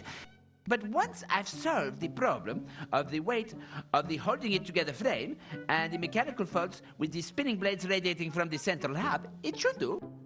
I was having trouble getting enough force to twist the blades together, but the troll the other week sorted that out for me. Troll? Yes. He was staying in your room before you. He made this window for me so I could watch the birds. Always good for inspiration are the birds. Not that I don't have enough inspiration as it is. Damn things. Just once I'd like to wake up without finding my sheets covered in sketches of novel designs for apple peelers. Did you give the troll some metal strips by any chance? Yes. He made them into a metal hook with prongs, I believe. Not one of my designs. His name was Malachite. Was it? It's possible. I never was good with names. Now, Leonard de Quirm, as you can maybe tell, is the Discworld equivalent of Leonardo da Vinci. But in Ankh-Morpork, a mind like da Vinci's or de Quirm's is dangerous. So the patrician, when he found out about this little inventor, locked him up, quote unquote, for, appearance's sake. But actually, the patrician keeps Leonard close because he's a genius and is therefore quite beneficial to know. So they actually have a very good working relationship because Leonard doesn't believe he's imprisoned. Because he just gets a workshop and all his meals paid for and stuff like that. He just gets to dedicate himself to inventing all the time. So he's completely happy with the arrangement. Covered with wood, wire, paints, drawing materials, sketches, cartoons, and glue. The table was either the product of a highly deranged or a highly arranged mind. Right, let's get into the conversation, I guess. Hello again, Leonard. Yes. Hello. What are you doing? I'm deeply immersed in a mechanical problem. Can I help? It's not likely. I kept waiting for him to say something else, but he was lost in his work. We don't get much out of him right now. So let's head over in this direction. Towards a relatively famous looking... Oh. Hey look! This is a picture of the rooftops from Discworld 1, isn't it? Or am I just forcing my brain to see that? Huh. A giant gaping hole that apparently Malachite made in the side of the palace. Now, Lewton, you're not very good at looking at gaps in masonry today. The gaping hole had been created by Malachite to escape from the palace. Leonard liked to think of it as a window. At that moment, I thought I heard the sound of someone at the door to my cell. My heart leapt to my throat and narrowly missed my tonsils. I had to get back to my cell and fast. But we've discovered a new location because we can use this hole to access Leonard's... Oh, hello. Hello, Lewton. Nobby, what are you doing here? I've come to let you go. Damn right. Does Vimes know you're here? Yeah, he sent me. What happened? There's a witness to Malachite's murder. Saw the whole thing, although not very well. He couldn't identify the killer, but from the description we got from him, we can rule out you. So, I'm off the hook? More or less.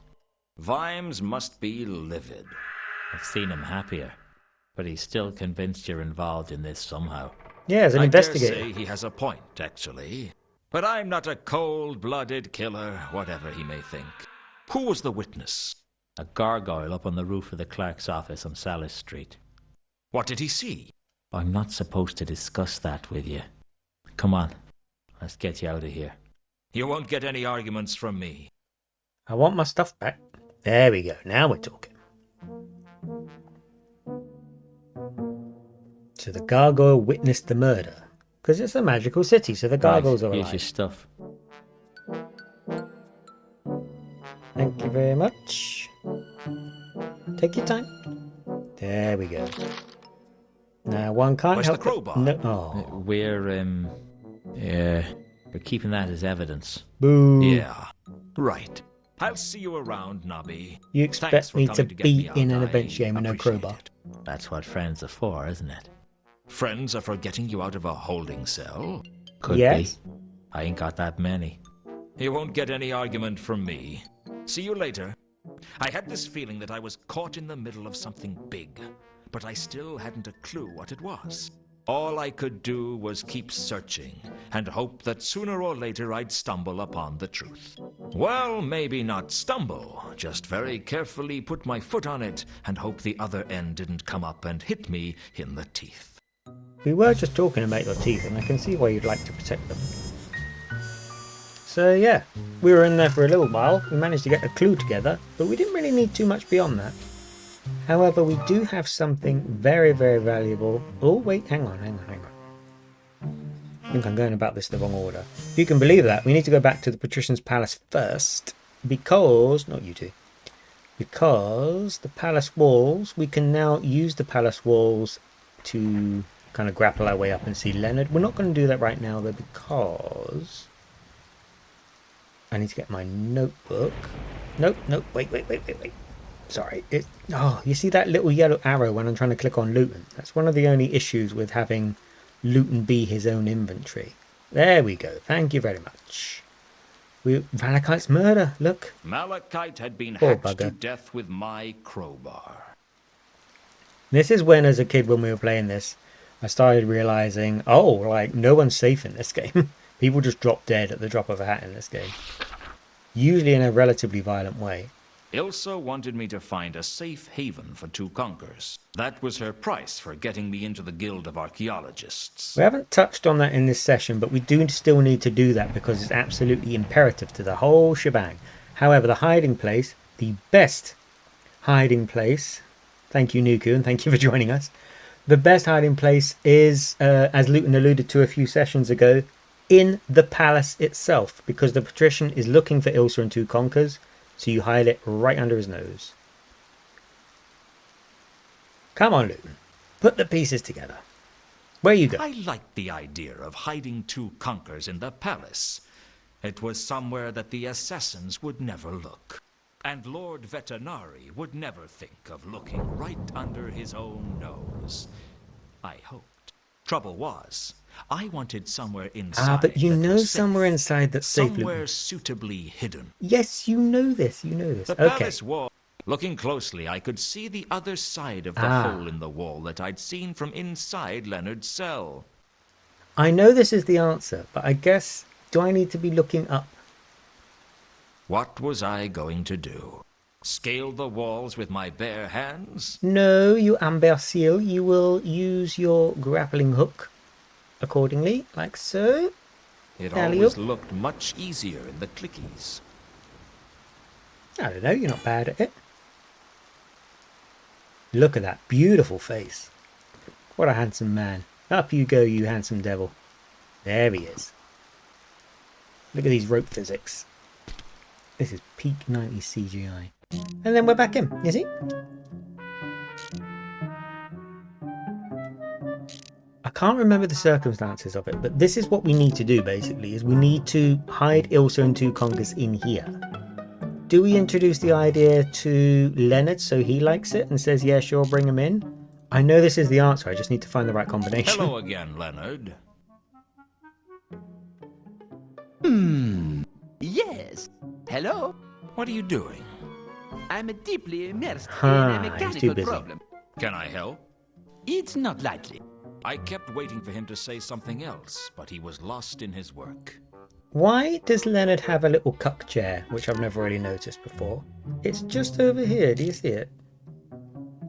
Yeah, not thrilled about that.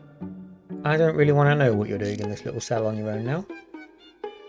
But it certainly seems like you wouldn't necessarily be as... Can I use it like this? Useful though they are, an exit is just an exit. Oh, what's the combination that I need here? Because this is the right answer. Lewton wants to hide the fugitives in the Patrician's palace because the Patrician won't The look in his gaping own hole palace. had been created by Malachite to escape from the palace. Leonard liked to think of it as a window. Oh. This is the thing I always brush up against, isn't it? When I know how the game goes, but not the circumstances of how to... Yeah, so he will immediately go up now. Does that mean... Oh, I've got to wait for him to trudge over. Does that mean... Like so. Yeah, you can come and go as you please. So, does that mean that you've unlocked enough of your internal logic, Lewton, that this will become the answer?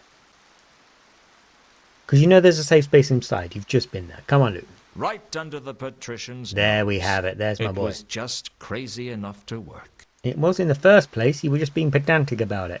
Right, now he said that out loud. Things have flagged in the code and we can go visit also in two conquers again.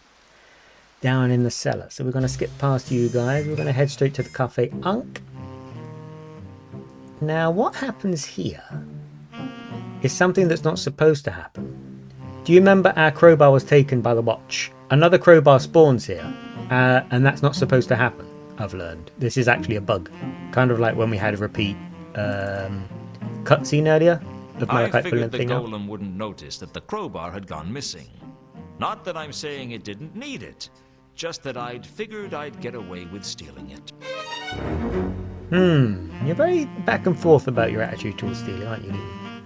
But yeah, that item's not supposed to exist. The game just respawns it there and you can pick it up. And then later, if you try and use it on something Lewton should be able to use it on, he complains and says, I think you've hacked the game, because I think they recognised late on that they left the bug in. I've done it. And made a joke out I've of it. found somewhere to hide him. Where? Where no one would even think about looking.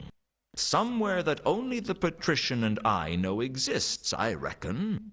The patrician and you? What if the patrician finds two conquers there? Two conkers should be able to hide without too much difficulty. Besides, I have a feeling that if Lord Vetinari meets two conkers, he'll have a different take on this situation. He doesn't like to see useful people get killed. Besides, I am sure this is the only place in Ankh-Morpork that he'll be safe from Remora. Is it okay to move him? He should be okay. To be feeling much better in thankings. Sure he's not still delirious? Sometimes I wonder. Let's go. Hello again, Leonard. There we are. Hello. I'm afraid I had to go back to the drawing tablet with the spinning blades radiating from Central Hub. It was too heavy. The device flew all right, but only in a downward trajectory. That's called falling with style, isn't it? That is looking like some kind of fluttering machinery. Yes, I call it a flapping wing flying device. But it isn't working yet. May I take a look? Be my guest. Are you to be considering the increasings of the wingtitude? The span of the wings? I considered it, but the weight is still the problem. What if you be using bombastic wood for the frame? It hadn't occurred to me that two conkers would have any practical skills, but I guess you didn't carry out complex excavations without learning a thing or two about engineering. I left him to get to know Leonard and hooked up with Ilsa. Dirty She had boy. a deal to keep. Now, in England, we're sometimes known for doing accents, aren't we? And brilliant example of that With there. two conkers safely hidden away, Ilsa kept her word. She took me straight to the guild and signed me in as her personal guest. There we have it. What a beautiful place. Now, the CGI moments in this game always used to take me by surprise as a kid, because they're very sudden, and as kind of Lola mentioned earlier, everyone in this game is quite ugly. so you've got the ugly 90s CGI to begin with, but then like all of a sudden they're like these giant meat puppets in your face, and you're like, oh my word, what's going on? Right, here we have it. Here's Laredo. We are going to love Laredo, you wait till you see, but as a detective, we're going to hone straight in on the scrape marks behind this fireplace first. There we go. There were some curious scrape marks around the fireplace that caught my attention. You mustn't touch that. Well, I never. Let's get a book. Lewton can read, right? Come along. Oh, look at him go. Top speed. It's like playing the Sonic ROM hack It all was over only again. a small bookcase, but it might have something interesting on its shelves. Honestly, you're like a little child. Leave it alone. There's a hinged book, look. I wasn't an expert, but I was pretty sure the hinged book was a switch of some kind. Keep your grubby little hands away from that. Right, Joanna Lumley, but not. We're going to have a conversation, aren't we? Because you're not making a very positive first impression. You wait until I get my high-speed arse over to you. Oh, you wait. Laredo Kronk, the upwardly nubile tomb evacuator and the focus of the fantasies of 1,000 post-pubescent adolescents. I had to admit there was something about her. You heard the guy. This is Laredo Kronk, the tomb evacuator. Excuse me, can you help me? That depends on what you want. I'm new here. I'm just trying to get a feel for the place. Are you a member? Not yet. What's your name? Lewton. Laredo Kronk. Pleased to meet you, I'm sure. The pleasure is all mine. Settle Of course down. it is. So you're a guest, are you? Is that a bad thing? Only in so much as 8 out of 10 guests who confess to preference stole something before disappearing. I'm not going to steal anything, trust me. Liar. No, I think you're wrong. You are going to steal something, but don't worry about it. Almost everything the Guild of Archaeologists owns is stolen, and frankly, they should expect people to steal from them. Do you steal from them? Golly, no! I never steal from any building less than 1,000 years old, and with really exciting puzzles. Are you getting it? Are you getting it? It's Laredo Kronk, the tomb excavator. Insect Bee Dan gets it. So, what do you do for a living? Oh, you wait. I'm a tomb evacuator. And what does that involve? It's a lot of fun.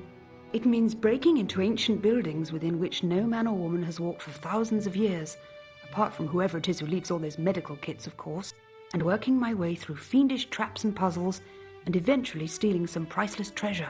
And do you sell the treasure? Goodness, no! I'm far too well-bred for that. I bring it here, and have to watch as they slam it into a vault that nobody will look in. A vault? Forget I said that. Hmm. Suffice it to say, the Guild of Archaeologists has a priceless collection of artifacts, but no one gets to see them. Isn't that a waste? Well, nobody said archaeology was rewarding. Why do you do it then? For the excitement, silly, and the fame. Everyone has heard of Laredo Kronk. I hadn't. Well, most people have. I was on the front cover of Archaeologist's Monthly twice last year. I don't read it. Those long words can be so tiresome, can't they? Laredo Kronk, the tomb. Now, what was the note I took? Was it about her herself? There was a certain appeal to the feisty tomb evacuator that I couldn't deny. You can tell she's a woman because she's feisty. I wasn't about to ask Laredo about herself. All right. Do you know a troll by the name of Horst?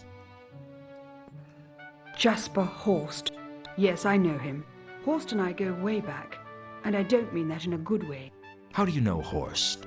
You could say that he and I are rivals. Hey, We hey. have this uncanny habit of turning up in the same place at the same time, looking for the same archaic treasure. You sound bitter. Well, I always win, of course. But that doesn't mean I don't resent his interference. Must keep your life interesting, though. Perhaps. I could stand a little less excitement in my life, though. Oh, I don't believe that. If you're a Lara Croft knockoff, you're doing this for the love of the game, as the ghoul would say. What does a tomb evacuator do? Nothing special. I break into places where priceless antiquities have been locked away for centuries, overcome the elaborate and convoluted security systems, defeat my rivals, and make away with the treasure. Typical day's work, really. So, you must be pretty rich then. Oh, I've got absolutely pots of money. Anyway, the whole thing with the tombs and so on is just a hobby. And of course, it's great for making friends. What, among fiendish tomb-guarding monsters? No, I kill all those. I meant people are always asking me things like, how do you get to the third ledge in the tomb of Tex-Mex cuisine? What's a walkthrough? Never heard of it. People are always asking me for one. I hope it's nothing to do with sex. My mind just boggled. Sorry. Broken into anywhere interesting, have you? Well, I knocked over the Grand Temple of Offla several times. Such sillies. Every time they get the Tear of Offla back, I take it. It's getting a bit boring recently. Then there's the Catacombs of Genua and the Temple of Anu Anu at Al-Khali. I don't know, it's all a little routine. I'd like to do something new for a change. Ever thought about retiring? I'd love to, but the public seem to want me. Oh, the helter-skelter life of a tomb raider / evacuator. You mentioned vaults. Jump, Laredo! I told you to forget I mentioned that. I take it all the treasure that people find is kept in vaults under the guild. I shouldn't discuss that with you since you're only a guest. Worried I'm going to steal something? Worried? No. I'm certain you're going to steal something. I just don't care. Why not? I'm very philosophical about this sort of thing. It's like I said, everything in the guild is stolen. It seems only fitting that someone else should get to steal it back. Assuming they can overcome the traps, of course. This is where Laredo and the standard British mindset part ways a little bit, because we of course believe we can just go wherever we want, take something, lock it away and keep it. Thanks Who for your would possibly time. object? No problem. Right, so this room is of course chock full of secrets, but Laredo doesn't want us fiddling with them, even though she knows we're going to nick something. So I'm going to leave, and I'm going to spill some tea on Horst. Ah, Mr. Lewton. And tell him that Laredo's in town. I trust you have brought something with you that will be to my liking. I haven't brought you the sword yet, if that's what you mean. I'm a patient troll, sir, but there are limits to my patience. Look, do you want my tea or not? Why should I trust you when you clearly don't trust me? Yeah, A bitch. strange question, sir, and one that borders on insulting. Send your cronies to tail me again and you'll see just how insulting I can get. Yeah, bitch. I take it Mr. Al-Khali has been somewhat overzealous in his desire to keep an eye on you. I don't appreciate being watched. Yeah, bitch. And I don't appreciate being made to wait, Mr. Lewton. Give us the sword. And I'm sure you will find that all your other problems will resolve themselves. Yeah, All bitch. things to those who wait. Patience, sir, is not something I have ever mastered. You should bear that in mind. Look, we've got off to a sour start here. I'm trying to get someone else in trouble, not myself. A woman named Laredo Kronk is in town. It seems to me that you might know her. Laredo is here in Ankh-Morpork? Really? I thought that we had dealt with her in the temples of Tezuman. She is full of surprises, that one. Would you do me a favor, sir, as one friend to another? Perhaps. It depends on the favor. But of course, Your prudence continues to speak well of you. I'd like for you to arrange a meeting with Laredo for me. It seems as if I'd be doing you a favor. It seems as if I should be getting something in return. Very well. Arrange this meeting for me, and we can discuss the sword in detail. Hey, We hey. have an agreement. Works for me. I'll go give her the news. I can't guarantee she'll turn up, though. Oh, she'll come. We have much to discuss. Thank you for joining us, Cup of Joe. We are getting people we've only just met in trouble, I'll be back to continue our conversation. while getting And framed hopefully for to yet seal another our murder. deal, sir. I look forward to it. I like a man who knows how to use a doorknob. You keep your mind out the gutter. We get the map notification every time. Like, he's always in the same place. It's not like it's telling us he's moved location. Right, Laredo, we're getting you in trouble, I'm afraid. Have you seen the small black dog down here? There he is. I wasn't an expert on dogs, but I thought that this black thoroughbred dog was a Klachian hound, also known as the Kelef Klachani. Small, proud, and ruthless, the Kelef Klachani were prized by dog breeders throughout the Circle C. What this one was doing out on the streets was anyone's guess. I know what it's doing, but I'm not telling you guys. I thought about petting the dog, but there was something about the way he looked that made me think twice, maybe even 3 times about it. Fair. Plus, we are here to see Laredo. Come on, Lewton. Make your way at high speed into the room, like so. Now, Laredo, I'm afraid we've got you in trouble. Your arch nemesis would like a meeting with you. I'm back. Apparently so. Apparently so. You have come back, it would seem. Yes, yes. Now, hang on. Where's my... Like this? I've got a message for you. Yeah, you have to use the Horst. same clue twice. I thought I'd get a new conversation option. Horst is in Ankh-Morpork. Absolutely. He wants to meet with you to discuss certain matters arising. Super. I have to say that it's probably a trap. Of course it's a trap. That's what makes it interesting. I'll see you later, Lewton. Best of luck. You too. Laredo made her way over to Horst's quarters and didn't look back. I had no idea what the two had to talk about, but I was sure it would lead to a new and exciting adventure, one even more complex and challenging than her last. For the time being, at least, Laredo was out of the way. There we go. Isn't it weird when a game reminds you could be playing something else? Well, no intention to. I think I would stink at actual Tomb Raider, but it is interesting. Right, hinged book, come I on. heard a faint There we click, go. and the next thing I knew, the fireplace was revolving. I won't bore you with the details of the guild's security system. After all, if you've seen one intricate and fatal collection of pits and traps, you've pretty much seen them all. Suffice to say, it took a lot of trial and error, some scorched eyebrows, and more levers than I could count. But here we are. A magical security system. That might ring a bell to some of you. Here's the vault. Lewton, don't get too close. I want you to look One at of it. the vaults There we go. grabbed my attention more than the others. Vault 51.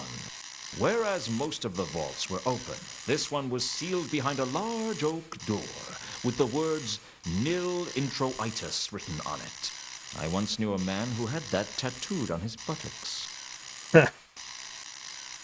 Right. Here's the control panel.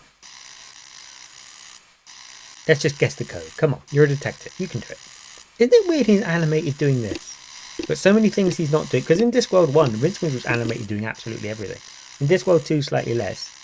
And in here, he's not animated doing very much. I punched away at the runes randomly, but as far as I could tell, nothing happened.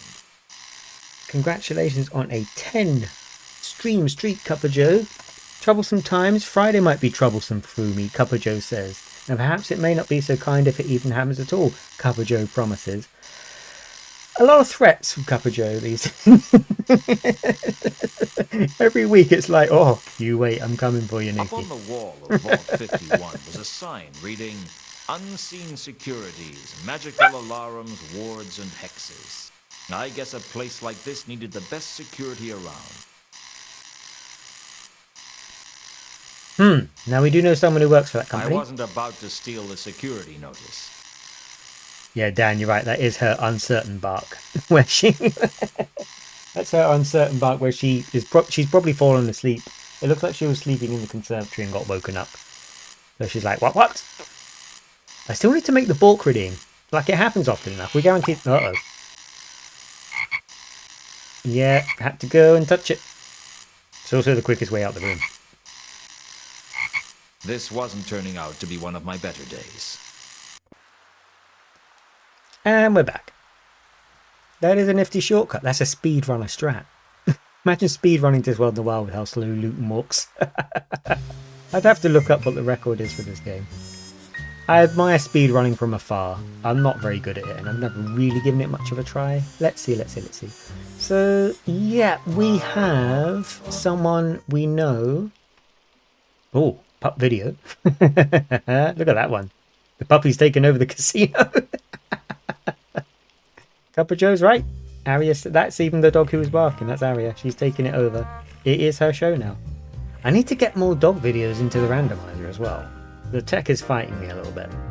Right, we need to go over here. I need to go to the... Wait, can I use the table to get over here rather than have to talk to World? Because I don't like having to talk to World. Lewton, what are you doing? Are you drunk? Come along. Now I have to talk to World to get the camera to zoom in. That's a little irritating. Because I don't have to talk to World. Or do World. I have to play that stupid... And then I have to wait for you to lift your chin very slowly. Then I have to say goodbye. Like this. And then I need to talk to Warb. Because Warb Lewton is a security engineer for the company that made the magical security system. And you might remember earlier we were saying Lewton knows that he needs to give the charm bracelet to Warb because he thinks he has bad luck. But we need leverage. And now we have something from Warb we want. The charms are carved from serendipitous redwood. It's a genuine luck bringer. Where did you get it? And if it's so lucky, why do you want to give it to me? It used to belong to Reagan. And I'm not going to give it to you, but I might trade it to you. Reagan? The dwarf, yeah. I remember seeing him wear it at the tables. Do you think that was why he always won? I'm no expert, but anything's possible. You're right. I'm interested. What do you want for it? What have you got? I haven't got any money. Actually, I don't think I've got anything of any value to offer at all. I guess we'll just have to think of something. As it happens, I have an idea of what you can trade me for the bracelet. Go on. You work for Unseen Securities, right? Yeah. Well, I need to get into Vault 51 under the Guild of Archaeologists, and you can help me. No, that's a bad idea. I could get into serious trouble. Face it, Warb, your life's a mess. You've got nothing to lose. But if this charm bracelet is as good as it seems, it could make a world of difference to you. Whoa, if they traced a break-in back to me, my life wouldn't be worth living. In the first place, no one is going to know I broke in. And in the second place, there's no reason they need to trace it back to you. And in the third, your life is already not worth living. Lewton. What difference is this going to make? Oh, maybe you're right. All right, I'll do it. How do I switch off the security system for Vault 51? I don't know what their watchword is, but all the unseen security systems have a back passage. What's that? It's a way to switch them off that only we know about. What is it? You'll have to find the rune panel. What's it look like? It's a small panel with runes marked on it. You touch the right runes in sequence to switch it off. What's the sequence for the back passage? Give me the bracelet first. Here we go. But I'm not going to animate lifting my hand to hand it to you. This is Discworld Noir, not Discworld 1. Back passage? Whatever the runes are on the panel, make an X starting in the top left and finishing in the bottom left. That's the back passage. A pleasure doing business with you, Warb. You won't tell anyone about this, will you? Don't worry. I'm feeling honorable today. A lot of Lewton's means of coercion and persuasion are offering someone something, and then if they say, I don't like this idea, immediately jumping Maybe in I'll see with, you later. well, your life's shit though, isn't it? So I guess we're just going to do this anyway. And they're like, oh yeah, good point. I mean, it's a bit mean, but it gets it done. We're going to hack the Discworld now. We're going to go straight into the... There we go. Cuppa Joe saying these games are like Telltale before Telltale with a few extras. Yeah, these are adventure games. Cuppa Joe's my nephew. He's younger than me, obviously. That's how nephews work. But Cuppa Joe really likes Telltale games, which are what a lot of adventure games became. But they used to all be like this. But they started falling out of favour. Firstly, because a lot of them got very obscure. And secondly, because other genres of game took off a lot more. But they do still make them. So yeah, this is like a Telltale where you go around, you talk to people. It's not so choice and consequences as a Telltale would be. There's only one storyline, there's only one ending. I'd traded Reagan's charm bracelet to Warb for the Unseen Security's back passage code. All I had to do was find the rune panel and make an X. You got it, Lewton. Just don't touch the actual X this time. Don't touch the X, I think, is advice all of us could stand to keep in mind. Come on, Lewton. I ain't got all day. I genuinely haven't. We're nearly done for today. There we go. Even Cuppa Joe is saying all games now are zombie and team shooters. We were talking about AAA games earlier in the stream and how fed up everyone is of them. I just hoped he was telling the truth. How about it? Even a jaunty little pop noise. Now, are you telling me behind the thing this is just unlocked? Because that's insane if so. It is! Whoa. Whoa. Vault 51. I couldn't deny it. It made a big impression on me. Not quite as big an impression as some of the traps on the way would have done, but at least the impression it was making wasn't fatal. Crates and displays everywhere you look. Vault 51 was filled with crates and displays of all shapes and sizes. I couldn't even begin to guess what treasures were lost in its cavernous interior. Perhaps even that pen I lost the other week. The crates were labeled with some kind of 4-digit reference number, and there did seem to be some sort of a pattern as to how they were organized. Cuppa Joe's name dropping Concord and certain... What was the other one that failed very spectacularly recently? High Guard? Something like that? Another one where it's been developed for years. It's been developed for so long that essentially... By the time the game releases, people have kind of moved on from team shooters altogether because games take so long to make now. I am looking for 3712V because that is the reference number we need, and we're finally in the place we need to use it. Come on, Lewton. Come on, Lewton. Top speed.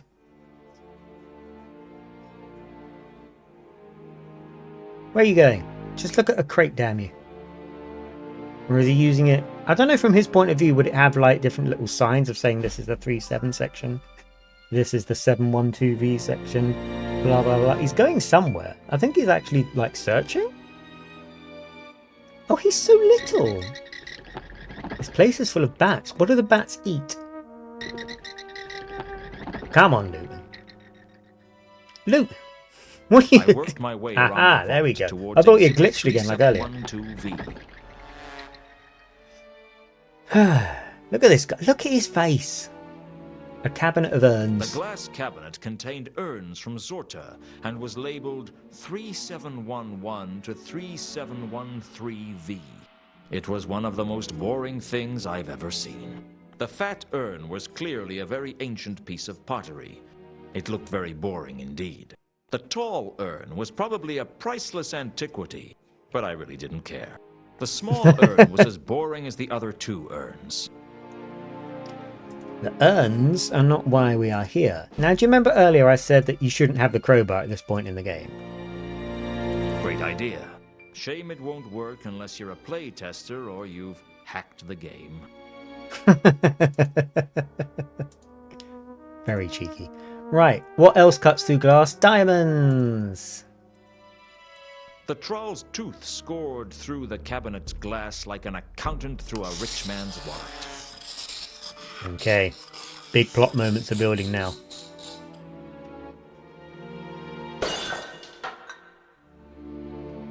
I smashed the tall urn into tiny pieces. Lewton! And inside was the golden sword. Finally, this was it. The artifact that Carlotta, Horst, and who knows how many other people were looking for. Frankly, it was a bit of an anticlimax. I expected it to at least glow a little, or perhaps sing to itself quietly, or hum with the stolen souls of 1,000 men. But it just felt cold and hard in my hand, like any other sword. Suddenly it came over me that everything would go wrong. It sounds crazy, but it's true, so help me. I couldn't hear my footsteps. It was the walk of a dead man.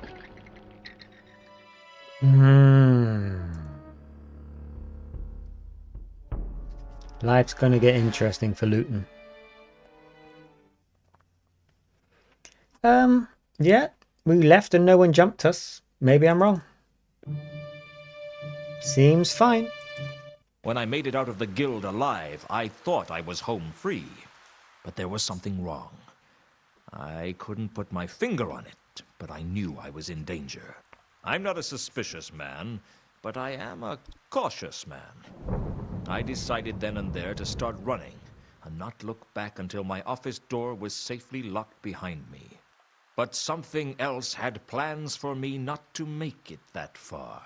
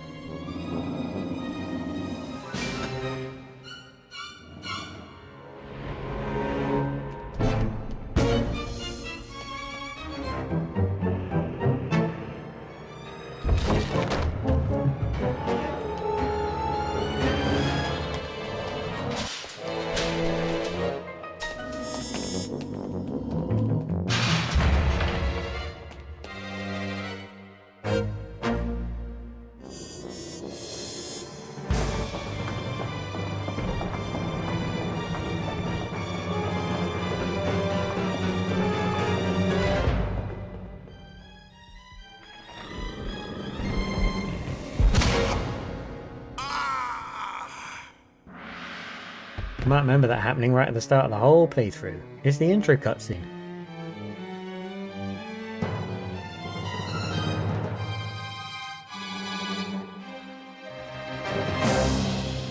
Rip Lewton, I guess. I don't know when I first began to suspect that I wasn't dead. I guess it must have been when I realized I was thinking about whether or not I was dead. The anthropomorphic entity with the scythe hadn't turned up, so I figured I was either alive or undead. And it didn't take me long to work out which. Plot twist!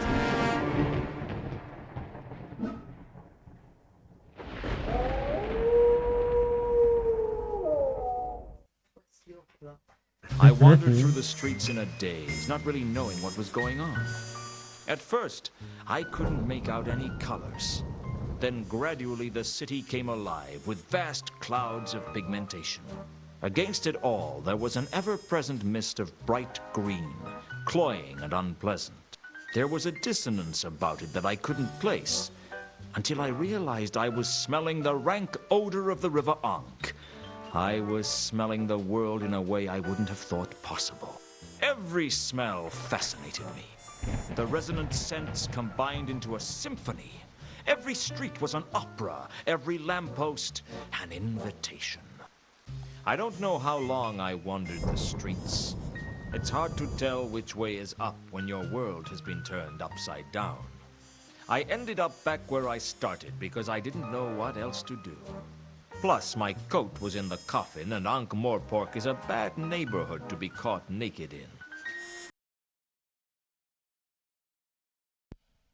Well, well, well.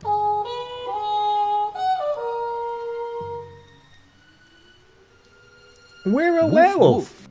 I haven't got anything to eat, if that's what you want. Woof! Woof! Woof! I haven't got any idea what's going on either. Woof, bloody woof. Hey! That's pretty sharp. Most people don't catch on to that. What did you say? Woof, woof. You can talk, can't you? I mean, really talk. Nothing gets past you, does it? How did you do that? Well, I can sort of talk. Nonsense. If there was a talking dog in Ankh-Morpork, I'd have heard about it. Well, the thing is, most people don't seem to notice it. Yeah, right. Like you wouldn't notice a talking dog. Seems like people only see what they expect to see. How philosophical of you. I just calls them as I see them. So how come I can tell you can talk? I don't claim to understand it, I just do it. Do you know what's happened to me? I'm guessing you didn't know you were a werewolf till you woke up this morning. I'm a werewolf. That explains what's happening to me. I thought somebody slipped something into my embalming fluid. First order of business is to train you up then. Hold it right there. I don't need your help. Yeah, you do. No, I don't. Yeah, you do. Look at yourself. What's your name? Lewton. I'm a private investigator. Well, I was. Then I was dead. Then I was, well, a werewolf, I suppose. I guess I spoke too soon. Maybe I do need your help. What's your name? Gaspode the Wonder Dog. The Wonder Dog? Hey, don't knock the name. I was named after the famous Gaspode. Never heard of him. Most people haven't. He belonged to an old man in Ankh many years ago. When the old man died and was buried, Gaspode lay down on his grave and howled for a couple of weeks, growling at anyone who came near. Then he died. And they called him the Wonder Dog because he was such a paragon of doggy faithfulness and loyalty. Until they discovered that his tail had been trapped under the stone, yeah. How do you think I became a werewolf? Well, presumably you got bit by a werewolf. Bitten? Right. Lesson 1. Don't correct me grammar, all right? Sorry. Okay. Well, once I've trained you, I suggest that the first thing you do is try and work out how you got infected. Infected? With lycanthropy. It's the blood disease that werewolves have. Now, since you don't have any cubhood memories of romping with your pack, I reckon it's a safe bet that you got infected somehow. So someone I know is a werewolf. Give the wolf a cigar. So can I change between being a wolf and a man at will? Sort of. There's a certain way the change works. The change? There's 2 things you've got to learn about being a werewolf. The nose and the change. The nose? Yeah, the nose. Werewolves have a unique perception of the world, a different point of smell. I've noticed that. I can see scents as colours, and they have a certain feel about them, too. Those colours are unique. Each smell has its own signature colour. So you can tell whether or not someone has been somewhere by whether or not you can see their scent there. Even as a man? No, only when you're a wolf. And how do I switch between forms? That's what the change is all about. It's a skill you've got to learn how to do. Now, you've already used it to turn into a wolf. Soon, you'll be able to change whenever you wanna. How did I change this time if I didn't know how? That's the other thing about the change. You have to change at the full moon. I guess that's what brought this on in the first place. Other times, it's voluntary. So can I change now? Give it a try. At first I didn't know what to do, but Gaspode talked me through it.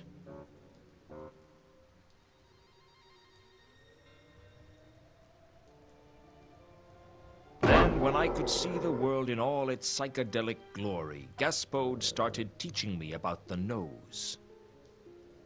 You look around, tell me what you see, as a wolf.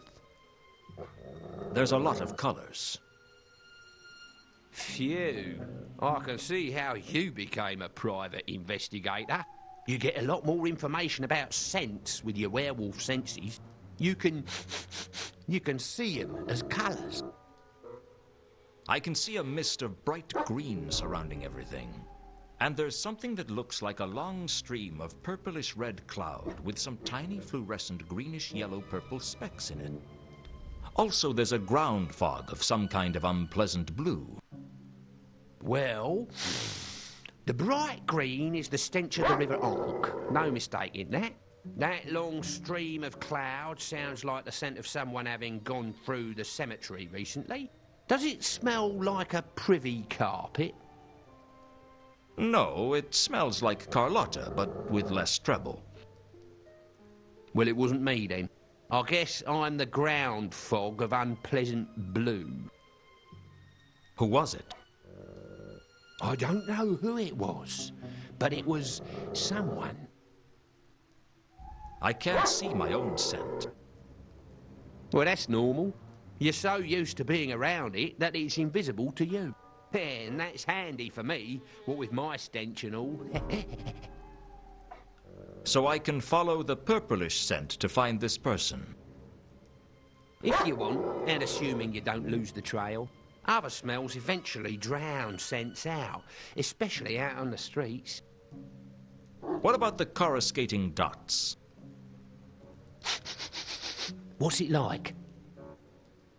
It's like flashing green, yellow, purple. Is it like mature mould with an earthy echo? No. It's not you then? Dunno what it is. See where else you find it and you might be able to work out what it is. According to Gaspode, I could learn a lot from comparing different scents. I figured that could come in handy in my line of work. Assuming I could change back to being human, that is. I gave it my best shot.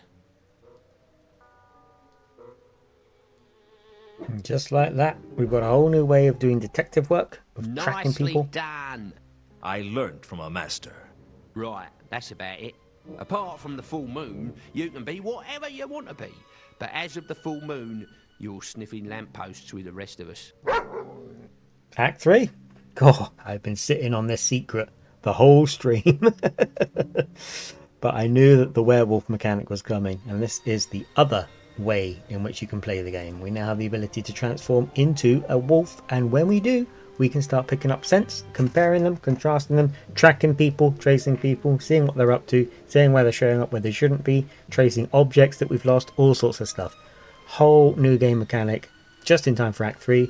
I've even overrun the stream a little bit in order to do that, so we're going to call it there for today. Lewton, you sly dog. Thank you very much indeed for once again tuning into Discworld Noir, and for bearing with the Mario ROM hack that we started the whole shebang with as well. That was a lot of fun. I think I will be revisiting that. We are always, of course, grateful as and when you show up, so thank you for doing so. We will be back again on Friday for Zoom Friday, as is always the case. And then, of course, next week, we're getting nearer. No, we're not actually getting that near to the end of Discworld Noir, because kind of the mid-game when you turn into the werewolf, I think. So we've got ages to go, and I hope to see you there when we do. Yes, and as now Akila brings up, the third act Puppy Boy arc will not disappoint. Yes, it unlocks a whole, because as I said with last week's stream, I enjoyed playing Discworld Noir, but it was so slow paced, and all of the stream was just me pacing around, flapping my notebook at people. I was worried if the playthrough was going to be that interesting, but we've uncovered a few more murders, a few more conspiracies, and we've turned into a werewolf during this one. So I think it was just a bit of a glut we needed to move through, and now kind of the real game begins, because we're really starting to question everyone's motives and this and that. I am going to be handing it off for now. Thank you very much indeed for joining us. I hope to see you on Friday. And of course, I'll be live on Drea's streams and other streams as well as we go along. We'll speak soon. Take care of yourself.